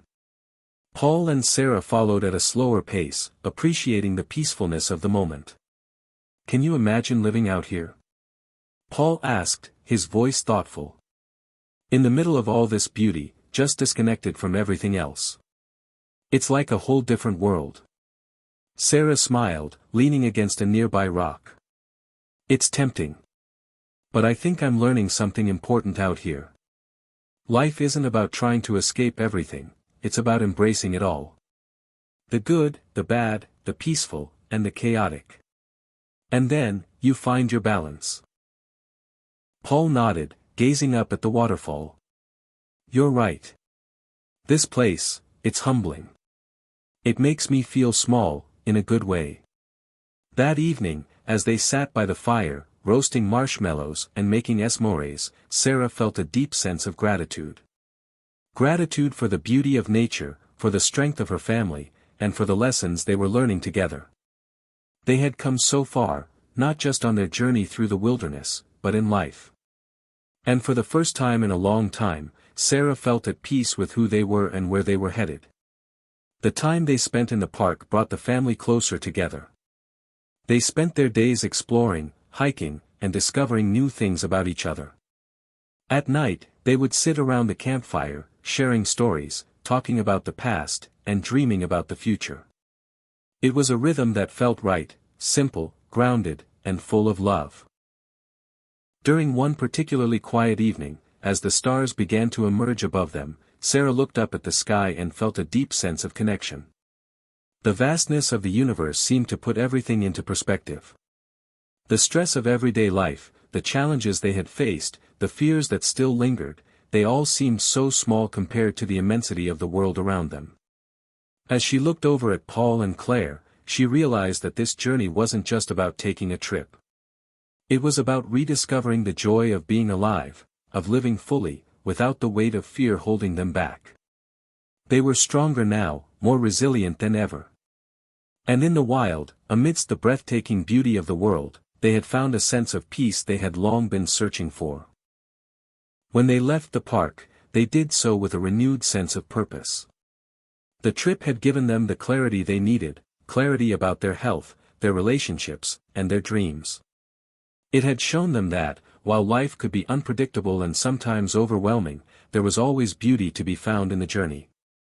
They weren't just surviving anymore. They were living. As the days passed, Sarah, Paul, and Claire continued their journey, their minds brimming with new ideas and experiences. What started as a simple road trip had transformed into a voyage of self-discovery. Each destination, from national parks to small towns, brought them closer not only to the heart of the country but also to the heart of their own lives. However, what lay ahead was an entirely new challenge, one that would push their limits even further. The family had spent the past week exploring the great outdoors, finding solace in nature's beauty and simplicity. But now, they were venturing into the uncharted territory of a bustling city, New Orleans. Known for its rich history, vibrant culture, and unique blend of music and cuisine, New Orleans seemed like a world apart from the serene parks and quiet countryside they had grown accustomed to. Sarah was both excited and anxious. She had never been to New Orleans before, and the thought of navigating its busy streets, trying new foods, and dealing with the unpredictability of city life felt overwhelming. But she also knew that this was the kind of experience they had all been craving, a break from the ordinary, a challenge to their comfort zones. The moment they drove into the heart of New Orleans, Sarah felt a wave of energy wash over her.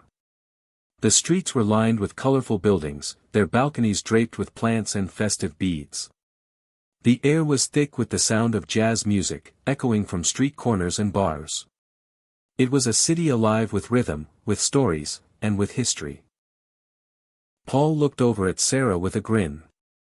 "Well, this is a bit different than what we've been doing, huh?" "Just a bit," Sarah replied, laughing. "But I think we're ready for it. Let's dive in." They parked their car near the famous French Quarter and began their exploration. The energy of the city was palpable. Every corner they turned revealed something new, vendors selling beignets, musicians playing on street corners, and the hum of conversation drifting from the many restaurants and bars. Sarah couldn't help but smile as she watched Claire's eyes light up at the sight of a jazz band performing in a nearby square. "This place is amazing," Claire said, pulling on Sarah's hand. "Look at all the people. And the music is so cool." "I know," Sarah said, her own heart lifting at the sound of the saxophone filling the air. "This is the kind of energy we've been missing." They spent the afternoon wandering through the city, soaking in the sights, sounds, and smells. They tried local foods, po' boys, crawfish étouffée, and, of course, beignets from the famous Café du Monde. Sarah had to admit, there was something exhilarating about being in the heart of a city that never seemed to sleep, where every street held a story and every corner had something new to offer. But even as they immersed themselves in the culture of New Orleans, Sarah couldn't shake the feeling of being out of place. The city's vibrant chaos felt overwhelming at times. The constant movement of people, the rush of activity, and the unfamiliarity of it all triggered a familiar anxiety in her. That night, as they returned to their hotel room, Sarah felt a bit drained. The energy of the city had been exciting, but it had also been exhausting. She lay back on the bed, staring at the ceiling, trying to make sense of the conflicting emotions swirling inside her. Paul noticed the change in her mood and sat down next to her. "Are you okay?" he asked, his voice soft. "I'm just overwhelmed," Sarah admitted. "I love the energy here." "I do. But it's so different from what we've been experiencing. The noise, the crowds. It's hard to escape it. It feels like there's no space to just breathe. Paul nodded, understanding. I get it. This place is a lot. But maybe that's the point. We've been living in a bubble of peace and calm for a while now, and maybe this is just the next step in our journey. We're learning to embrace all kinds of experiences, not just the ones that make us feel comfortable. Sarah looked at Paul, appreciating his perspective. He was right. For so long, they had been focused on creating a safe space, a sanctuary where they could heal and grow. But life wasn't always about seeking comfort. Sometimes, it was about stepping into the unknown, into the noise, and finding strength in the chaos. I think you're right, Sarah said with a sigh. But I'll admit, I'm a little scared. What if we get caught up in all of this? What if we forget the things that really matter? We won't, Paul reassured her. We're doing this together. We're learning as we go. And if we need a break, we'll take one. There's no rush. But don't let the noise drown out everything else. There's beauty in the madness too. The next day, Sarah woke up with a sense of determination. She was going to find a way to embrace the energy of the city without letting it overwhelm her. After all, this was part of the journey. She couldn't hide from the chaos forever. She needed to find balance, how to enjoy the excitement without losing herself in it. They spent the day exploring more of New Orleans, this time focusing on the quieter corners of the city, the hidden courtyards, the quiet cafes, the local shops off the beaten path. Sarah found that when they ventured away from the crowds, the city's energy became more manageable. She discovered small parks where they could sit and relax, and quiet streets lined with beautiful architecture, each building telling its own story. Later in the day, they found themselves on the banks of the Mississippi River, watching the boats drift by. The sun was beginning to set, casting a warm glow over the water. It was peaceful here, away from the frenzy of the French Quarter, and Sarah felt a sense of calm wash over her. This is perfect, Sarah said, leaning back on the railing. It's amazing how different the city feels when you step away from the noise. Paul smiled, his arm around her. Sometimes, the best parts of life are the quiet moments, even in the loudest places. As they stood there, watching the sunset together, Sarah realized something important: life would never be completely predictable or controlled. But that didn't mean it had to be overwhelming. The key was finding moments of peace, even in the chaos. It was about embracing the wild, the unpredictable, and learning to navigate it with grace. The road ahead was still uncertain, but for the first time in a long time, Sarah felt ready to face whatever came next. As they left New Orleans behind, the family felt the weight of the past few days settle in. The city had been a whirlwind, full of life, noise, and unpredictability. Sarah, Paul, and Claire had discovered much about themselves during their time there, but now they were faced with a decision that would shape the next phase of their journey. With their hearts full of the vibrant energy of New Orleans, they found themselves at a crossroads, literally and metaphorically. Their next destination was supposed to be a quiet retreat in the Appalachian Mountains, a place that promised solitude and breathtaking views.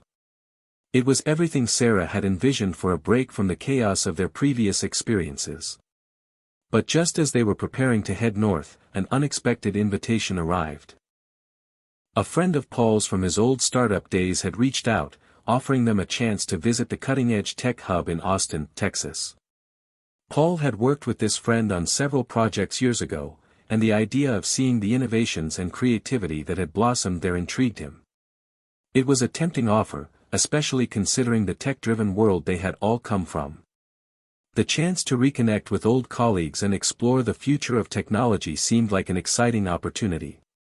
But Sarah felt a knot in her stomach. The idea of diving into another city, this time one driven by the fast-paced world of innovation, felt like a jarring contrast to the peace she had craved. She didn't want to lose herself again in the world of deadlines, meetings, and constant buzzing. The decision hung in the air between them. As they sat around the table that evening, the weight of the decision felt heavy on Sarah's shoulders. Claire was in the other room, playing with her travel journal, her mind not yet caught up in the adult complexities of the situation. But Sarah and Paul were both silent, each lost in their own thoughts. The road had brought them this far, but now they were faced with a fork, one path leading to a tech-savvy, fast-paced city, and the other to the tranquil embrace of the Appalachian Mountains. "I don't know what to do, Paul," Sarah said finally, breaking the silence. Her voice was laced with hesitation. "Austin sounds great. It's just, not what we need right now. I feel like we've been pushing ourselves non-stop. I thought we were heading into the mountains for some peace and quiet, to reconnect with nature, with each other." Paul paused, weighing her words. "I get it, Sarah. I really do. But there's a part of me that feels like maybe this could be the perfect opportunity to break out of our comfort zone. I mean, we're already on this journey, right? What's a little more disruption?" Sarah frowned, not entirely convinced. "It's not just disruption, Paul. It's a whole other world. I thought we were escaping all that. I thought we were focusing on healing, on slowing down." Paul sat back in his chair, looking thoughtful. "I don't think it's about escaping, Sarah. It's about embracing what's ahead. I don't want to be afraid of change anymore. I want to learn, to grow in every way we can." Sarah stared at him, the conflict within her intensifying. It wasn't that she didn't understand his point. She, too, wanted to embrace growth. But something deep inside her knew that they couldn't just keep jumping from one experience to the next. They needed a moment of stillness, a chance to let everything they had learned settle in. The next morning, Sarah woke up early, before the sun had fully risen. The quiet of the morning, coupled with the softness of the cool air outside, gave her the peace she needed to think clearly. She took a deep breath and stepped out of the car, her feet crunching softly on the gravel. The world was still asleep, but there was a sense of calm that seemed to speak directly to her heart. She walked a little further, her thoughts drifting back to the peaceful moments they had spent in the national parks, sitting by the river, watching the sunset, hearing the rustling of the leaves. It was there, in the simplicity of nature, that Sarah had found a part of herself she had lost. The noise of the world, of city life, had clouded her vision for so long. What she needed now was clarity, not more distractions. By the time the sun had fully risen, Sarah had made up her mind. "We're going to the mountains," she said, walking back toward Paul, who was still sipping his coffee on the porch. Paul looked up, surprise flickering across his face. "Really? I thought you'd want to check out Austin." "I did too," Sarah admitted, taking a seat beside him. "But the truth is, I think we need the mountains more right now. We need to be still, to reconnect with the world outside of ourselves. We can't keep running towards the next thing, hoping it'll make us feel better. We need time to process everything we've learned, to let it sink in." Paul smiled, his eyes filled with understanding. "I think you're right. The mountains have always been our sanctuary. Let's go." As they set their course toward the Appalachian Mountains, Sarah felt a sense of relief wash over her. There was no more pressure to choose between competing worlds, no more doubts about what path they should take. This was the moment they had been waiting for, a moment of peace, a time to listen to the quiet of the world and their own hearts. The drive to the mountains was long, but the closer they got, the more Sarah felt her worries slip away. She could already picture the green-covered peaks, the winding trails, and the stillness that awaited them. It was here, among the mountains, that they would find the clarity they needed to move forward with confidence. As they drove through the winding roads, Sarah's mind began to clear.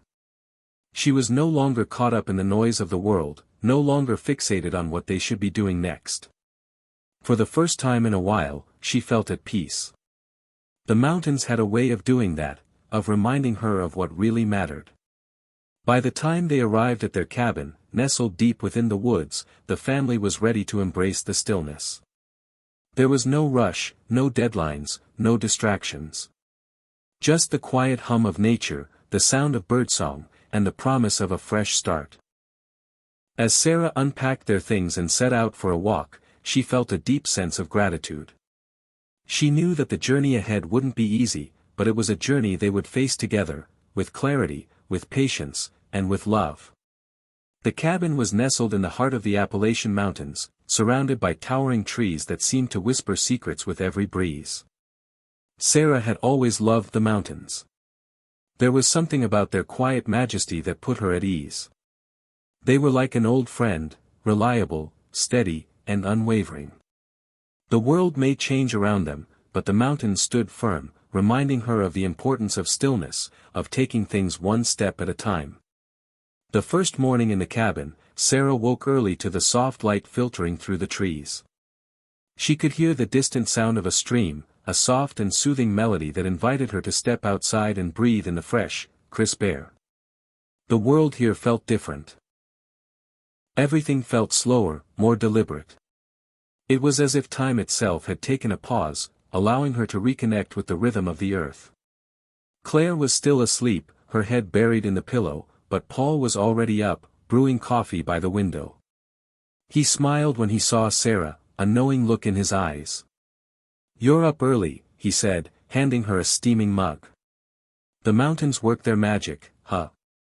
Sarah nodded, taking a sip of the hot drink. The warmth spread through her, and she felt a sense of comfort in the simplicity of the moment. It's hard to explain, but it feels like everything is clearer here. Like the noise of the world just fades away. Paul joined her on the porch, leaning against the railing and staring out at the mountains in the distance. "I know what you mean. There's something grounding about being here. It's like the mountains have a way of putting everything into perspective. We've been chasing so many things, but here, it's like we can just breathe." For a moment, neither of them spoke. The stillness was so profound that it felt like time had stopped, allowing them to savor the quiet. Sarah closed her eyes and took a deep breath, filling her lungs with the crisp mountain air. This was the peace she had longed for, a moment to simply exist, to not worry about the next big thing, or what they should be doing next. For once, they could just be. After breakfast, they decided to take a hike. It was one of the things Sarah had always loved about the mountains, the opportunity to get lost in nature, to let the trail guide her. The winding paths, the rustling leaves, the occasional rustle of wildlife in the underbrush, it all added to the sense of wonder and serenity that only nature could provide. They hiked for hours, the quiet beauty of the landscape slowly unraveling the knots in Sarah's heart. The towering trees seemed to reach for the sky, their branches swaying gently in the wind. The ground beneath their feet was soft and earthy, and every step brought them deeper into the heart of the mountains. Along the way, Claire picked wildflowers, her laughter echoing through the trees as she found new patches of color to admire. Sarah smiled, watching her daughter, her heart full of gratitude for the simple moments. There was a magic in this place that was hard to put into words, but it was undeniable. "This place is incredible," Claire said, her voice filled with awe as she knelt down to examine a patch of violets. "It's so different from the city." "I know," Sarah replied, feeling a deep sense of contentment. "It's like everything here is in its right place. It's calm, it's peaceful, and it's just real." Paul, walking a few steps ahead, turned back to smile at them. "I think this is exactly what we needed. Sometimes, we get so caught up in everything else that we forget how important it is to slow down, to just be present." Sarah nodded. She was beginning to understand that more than ever. Life had been moving at a pace she couldn't always keep up with, and the distractions of the world had clouded her judgment.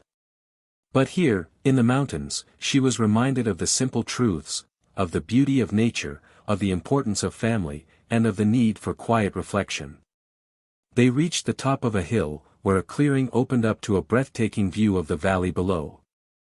The mountains stretched out before them, their peaks covered in a blanket of mist, while the sun shone through the clouds, casting golden rays across the landscape. Sarah felt a sense of awe wash over her. This was a moment she would never forget, one that would stay with her long after the journey was over. Wow, Claire said, her voice filled with wonder. It's like a painting. Sarah wrapped her arm around her daughter. It is beautiful, isn't it? Paul stood beside them, his hand on Sarah's shoulder. This is what it's all about. This is what we've been searching for, peace, simplicity, and a chance to reconnect. As they stood there, taking in the view, Sarah felt something inside her shift. The chaos of the world, the pressures of life, and the constant need to move forward had all faded into the background. In this moment, it was just them, together, in the present, surrounded by nature's beauty. It wasn't about the next destination or the next challenge.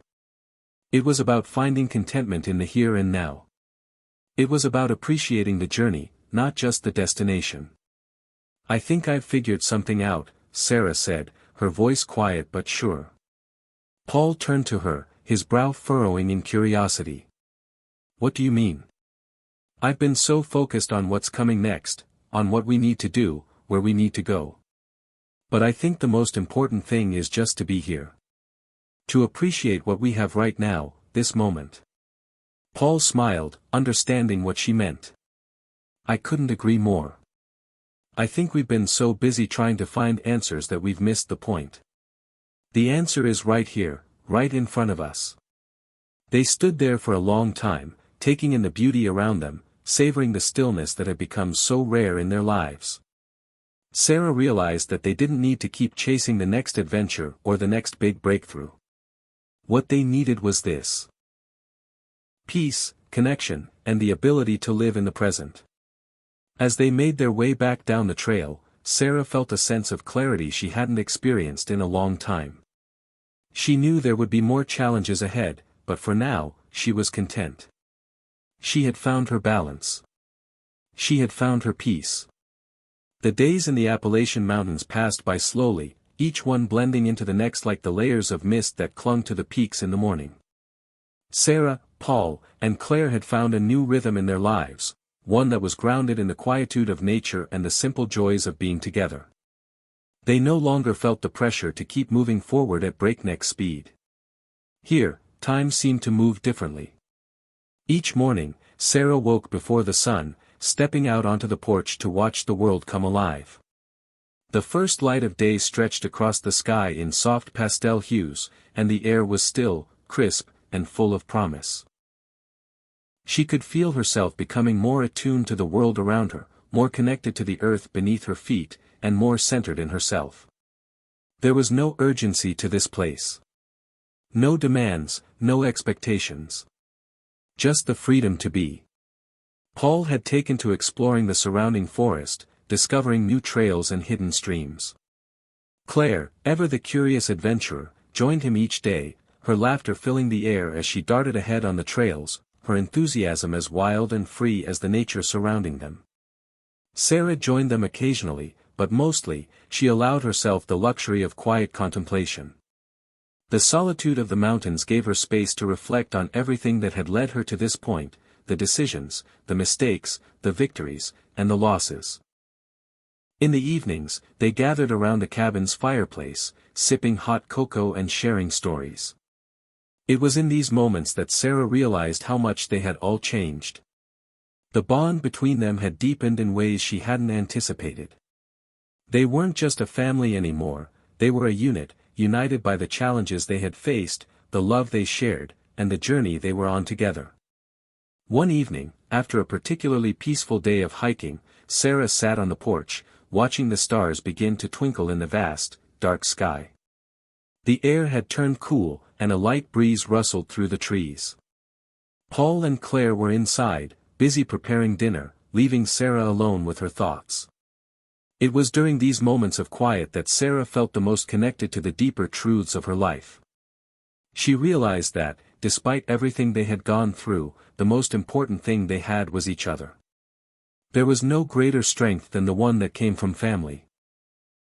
The unconditional love, the shared experiences, and the ability to rely on one another, no matter what. She thought about the times she had tried to shoulder everything on her own. The pressure to be perfect, to have all the answers, to fix everything, those were the moments when she had felt the most isolated, even when surrounded by people. But here, in the mountains, she had learned something crucial: vulnerability was not a weakness, it was a strength. By letting go of her need to control everything, she had opened herself up to the possibility of true connection. And in that connection, she had found a sense of peace that no external achievement could ever provide. As she reflected on these thoughts, she realized that they had come so far, not just geographically, but emotionally. The journey they were on wasn't just about discovering new places, it was about discovering each other, about growing closer as a family and as individuals. That night, as the family sat around the table, Claire shared a thought that had been on her mind. "You know," she began, her eyes wide with curiosity, "I've been thinking a lot about everything we've seen on this trip." Sarah and Paul looked up, intrigued by their daughter's sudden introspection. "What do you mean, honey?" Paul asked, wiping his hands on a dish towel. "Well," Claire said, her voice growing thoughtful, "I used to think that we had to do things a certain way. Like, we had to have a plan and stick to it. But now, I'm starting to understand that sometimes, you just have to let go of the plan and see where things take you. We don't always have to have everything figured out." Sarah smiled softly, her heart swelling with pride. Claire had always been a wise soul, but this was a moment of true insight. Her daughter had come to understand something that took many people years to realize. That life wasn't about controlling every outcome. It was about embracing the uncertainty and trusting that the journey, with all its twists and turns, would lead them exactly where they needed to go. "That's a beautiful realization, Claire," Sarah said, her voice filled with warmth. "Sometimes, the best moments in life happen when we stop trying to plan every detail." Claire smiled and nodded. "Yeah. I guess it's like the mountains. You never really know what's ahead on the trail, but it's always worth the walk." Paul chuckled, clearly moved by the wisdom in Claire's words. "You're absolutely right. Life's a lot like that, isn't it? You have to keep walking, even when you don't know what's around the corner." As the days passed, Sarah felt a growing sense of gratitude for the lessons the mountains had taught them. The world outside, so chaotic and filled with constant motion, felt miles away. Here, in the stillness, they had found a new kind of strength. They weren't just surviving anymore. They were thriving. Together. One afternoon, as the family sat outside by the fire pit, roasting marshmallows and talking about their future, Sarah realized how far they had come.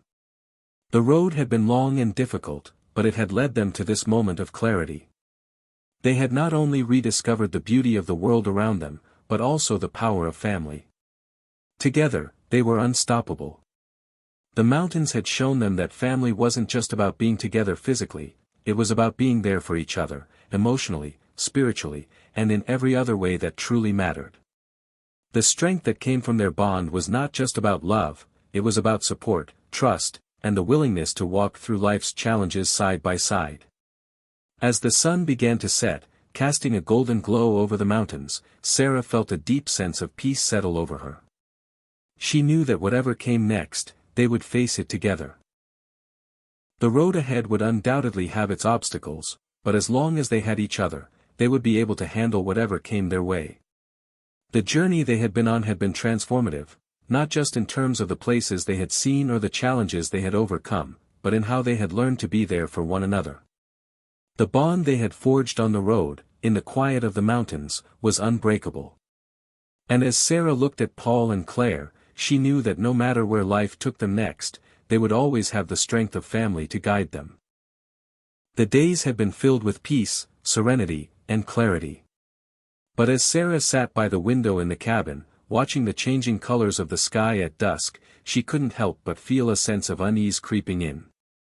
Despite the beauty of the mountains and the harmony they had found as a family, there was still something unresolved, something lurking beneath the surface. It had been days since they had taken their hike to the highest peak, and in the calm that followed, Sarah had begun to notice something unsettling, a shift in her own thoughts. The deeper connection they had cultivated with nature, and with each other, had helped her realize how much she had been holding back, how much of her life she had been running from. But now, In the stillness of the mountains, the unresolved issues from her past were creeping up to the surface. The unease wasn't loud or sudden. It didn't present itself as an urgent problem. Instead, it was quiet, subtle. A feeling of something missing, something unfinished. She thought about the career she had left behind, the relationships that had suffered from her neglect, and the dreams she had set aside in her quest for control. There was always something she felt was left unsaid, something she hadn't fully confronted. It wasn't just the loss of her previous life, it was the realization that she had been running from herself. And now, as the time in the mountains came to an end, Sarah realized it was time to face what she had been avoiding. Later that evening, as Sarah sat on the porch with Paul, watching the stars begin to fill the sky, she took a deep breath and decided it was time to share her thoughts. She knew that if she didn't open up now, the silence would continue to suffocate the peace they had found. It was time for transparency, time for vulnerability. "Paul," Sarah began, her voice hesitant, "I've been thinking a lot about everything. About why we're here. Why we left everything behind in the first place." Paul looked at her, his expression open and patient. He had always been the steady one, the calm presence she had relied on throughout their journey. But this was something new. She could feel the weight of her words as they hung in the air, as though everything she had been holding in was about to spill out. "I think I've been running," Sarah said softly, almost to herself. "Not just from the city or the responsibilities, but from my own fears. From my past. From the parts of myself I didn't want to face." Paul's gaze softened, and he moved closer, taking her hand in his. "We all have things we run from. But we're here now, and that's all that matters. You don't have to face everything alone, Sarah. Whatever it is, we'll do it together." The tenderness in his voice made her heart ache. It wasn't about the mountains or the physical journey they had taken, it was the emotional journey. The acknowledgement that they had both been running, each in their own way. She had hidden from her past, while he had kept busy, trying to fix everything without fully confronting the emotional toll it had taken on him. As she sat there, surrounded by the mountains, with Paul's hand in hers, Sarah felt the weight of her unspoken fears begin to lift. She wasn't alone. Not anymore. And maybe, just maybe, it was time to confront what had been haunting her all along. "I think I need to finally forgive myself," she said quietly. "I've spent so much time blaming myself for everything that went wrong. But maybe it's time to let that go. To stop carrying that weight." Paul squeezed her hand. "Forgiveness isn't easy. But I believe you can do it. We all need to forgive ourselves sometimes." The next day, Sarah decided to take a solitary walk in the woods. She needed to face what had been hidden inside her for so long. As she walked, the crunch of leaves underfoot was the only sound that accompanied her thoughts. She was alone with her mind, and for the first time in a long time, it didn't feel like an enemy. She thought about her career, her decisions, and how they had affected her family. She thought about the weight she had carried for so long, the guilt, the doubt, the regret, and how it had shaped her into someone who wasn't truly herself. It was as though she had been living a life designed by others' expectations, rather than her own. But now, in this moment, standing on the edge of a new beginning, she realized it was time to redefine her story. As she walked deeper into the woods, she found herself at the edge of a small creek. The sound of the water flowing over rocks was calming, but it also made her think of all the things she had let pass by without truly experiencing. The flow of time. The constant forward motion. She had been so focused on moving that she had forgotten how to be present. Standing at the creek's edge, Sarah closed her eyes and took a deep breath, letting the cool air fill her lungs. "I forgive you," she whispered to herself. "I forgive you for everything you think you've done wrong." In that moment, something inside her shifted. The weight she had carried for so long began to ease. She felt lighter. The mountain air seemed to cleanse not just her body, but her soul. When Sarah returned to the cabin, she felt different. There was a peace about her that hadn't been there before. She knew she had a long road ahead in fully embracing forgiveness, but in this quiet moment, she had taken the first step.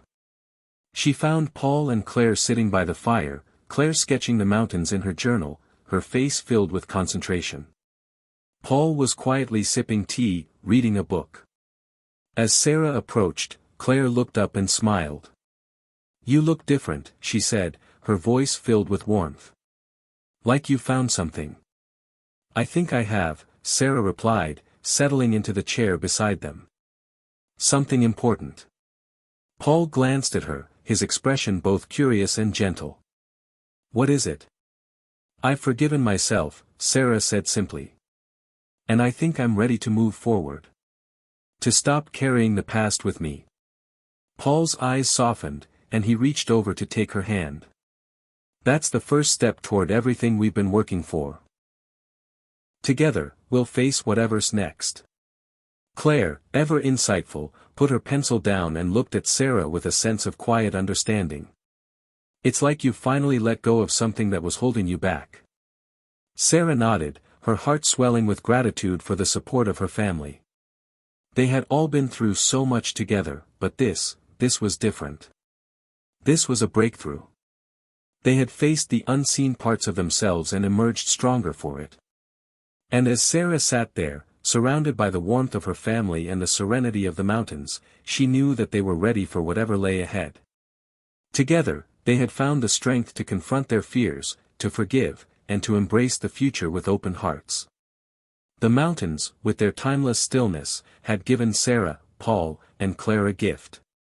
It wasn't a tangible thing, they hadn't received a fortune or a grand prize for the trials they had faced. Instead, they had found something far more valuable.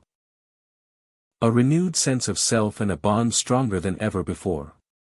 As the days grew shorter, with autumn's golden hues turning to the cool, crisp shades of early winter, Sarah felt a deep sense of peace settle within her. It wasn't the absence of challenges or the avoidance of future struggles, it was the realization that, no matter what happened next, they were ready. Ready to face the next chapter with open arms and hearts full of hope. The truth was, they had been through more than anyone could have imagined. From the breaking point of Sarah's career to their escape into the mountains, from the intense battles with their own pasts to the quiet moments of healing, they had come through it all. They had learned that family wasn't just about being together, it was about growing together, supporting each other through the hardest times, and celebrating the quiet victories that no one else would understand. One evening, as the sun set over the mountains, painting the sky in shades of purple and pink, Sarah found herself standing on the porch, looking out over the vast expanse of the land. There was something about the view that made her heart swell, something about the beauty of the world that felt new, as if she were seeing it for the first time. Her thoughts were interrupted by Claire, who came out to join her, her journal tucked under her arm. "Mom, do you think we'll always be here?" Claire asked, her voice carrying a mixture of curiosity and wonder. Sarah smiled, her heart full. "No, sweetheart. We won't always be here. But we'll always carry this place with us. We'll carry the lessons we've learned here, the way we've grown, the way we've healed. And that will stay with us no matter where we go." Claire looked up at her, her expression thoughtful. "So, it's not about where we are, but about who we are and what we've become." "That's right," Sarah replied, her voice steady and confident. "It's about who we've become together." Paul stepped outside then, his presence solid and comforting. He joined them on the porch, his gaze lifting to the horizon alongside Sarah's. It was as if he too understood that this moment, this simple evening together, held an extraordinary weight. "I think it's time we start thinking about what's next," Paul said, his voice calm but filled with purpose. "We've learned so much here. But it's time to take those lessons and carry them forward." In the days that followed, Sarah, Paul, and Claire began discussing the future. It wasn't about escaping the past or running from their fears, it was about creating a new path, one that was rooted in everything they had learned during their time in the mountains. They realized that they had gained the strength to shape their own future, to build a life that was aligned with their true selves. For Sarah, that meant taking the skills she had honed in her career, skills she had almost abandoned, and using them to create something new. It wasn't about going back to her old job or picking up where she had left off. It was about finding a way to merge her passions with the lessons she had learned along the way. Paul, ever the problem solver, felt called to apply the lessons of resilience and adaptability he had discovered in the mountains to his own work. He knew that, no matter where they went or what they did next, they would approach it with the same determination and perseverance that had carried them through their darkest days. And Claire, with her youthful curiosity and sense of wonder, had a vision of her own. She was no longer the young girl who feared the unknown, she was someone who embraced it, ready to take on whatever challenges the future held. As they sat around the dinner table one last evening, the warmth of the fire crackling in the background, Sarah felt a sense of profound gratitude. The journey they had undertaken together had changed them all, but it had also brought them closer than ever. "Do you remember when we first got here?" Claire asked, a small smile on her face. "We didn't know what we were doing. We were just lost." Paul chuckled softly. "I think we still are, in a way. But we're lost together," Sarah added, her voice full of emotion. "And that makes all the difference." Claire nodded, her eyes sparkling. "Yeah. I think that's what makes us strong. We may not always know where we're going, but we know we'll always have each other." Sarah's heart swelled with pride. Her daughter was right. The real strength wasn't in knowing the way forward, it was in trusting that, no matter what happened, they would face it together. It was the kind of strength that came from deep connection, from vulnerability, and from the unwavering support of the people who loved you most. And so, as the days of their time in the mountains began to draw to a close, Sarah, Paul, and Claire found themselves standing on the edge of a new horizon. The past had shaped them, but it was the future, full of endless possibilities, that called to them. The mountains had given them much more than they had anticipated. They had found not only clarity but a deep sense of purpose. They had rediscovered who they were and what they were capable of, and now, it was time to take those lessons and move forward into the world. "We're ready for whatever comes next," Sarah said, looking at her family with a sense of certainty she had never felt before. Paul nodded, his gaze steady and unwavering. "Together." Claire smiled brightly, her eyes filled with excitement. "Let's see where the journey takes us." And with that, they stepped forward into the unknown, their hearts full, their spirits unbreakable. The road ahead would have its challenges, but they knew, without a doubt, that together, they could face anything. Hit subscribe and leave a comment with where you're watching from.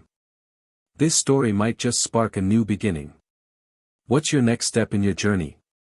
Share with us your thoughts in the comments below.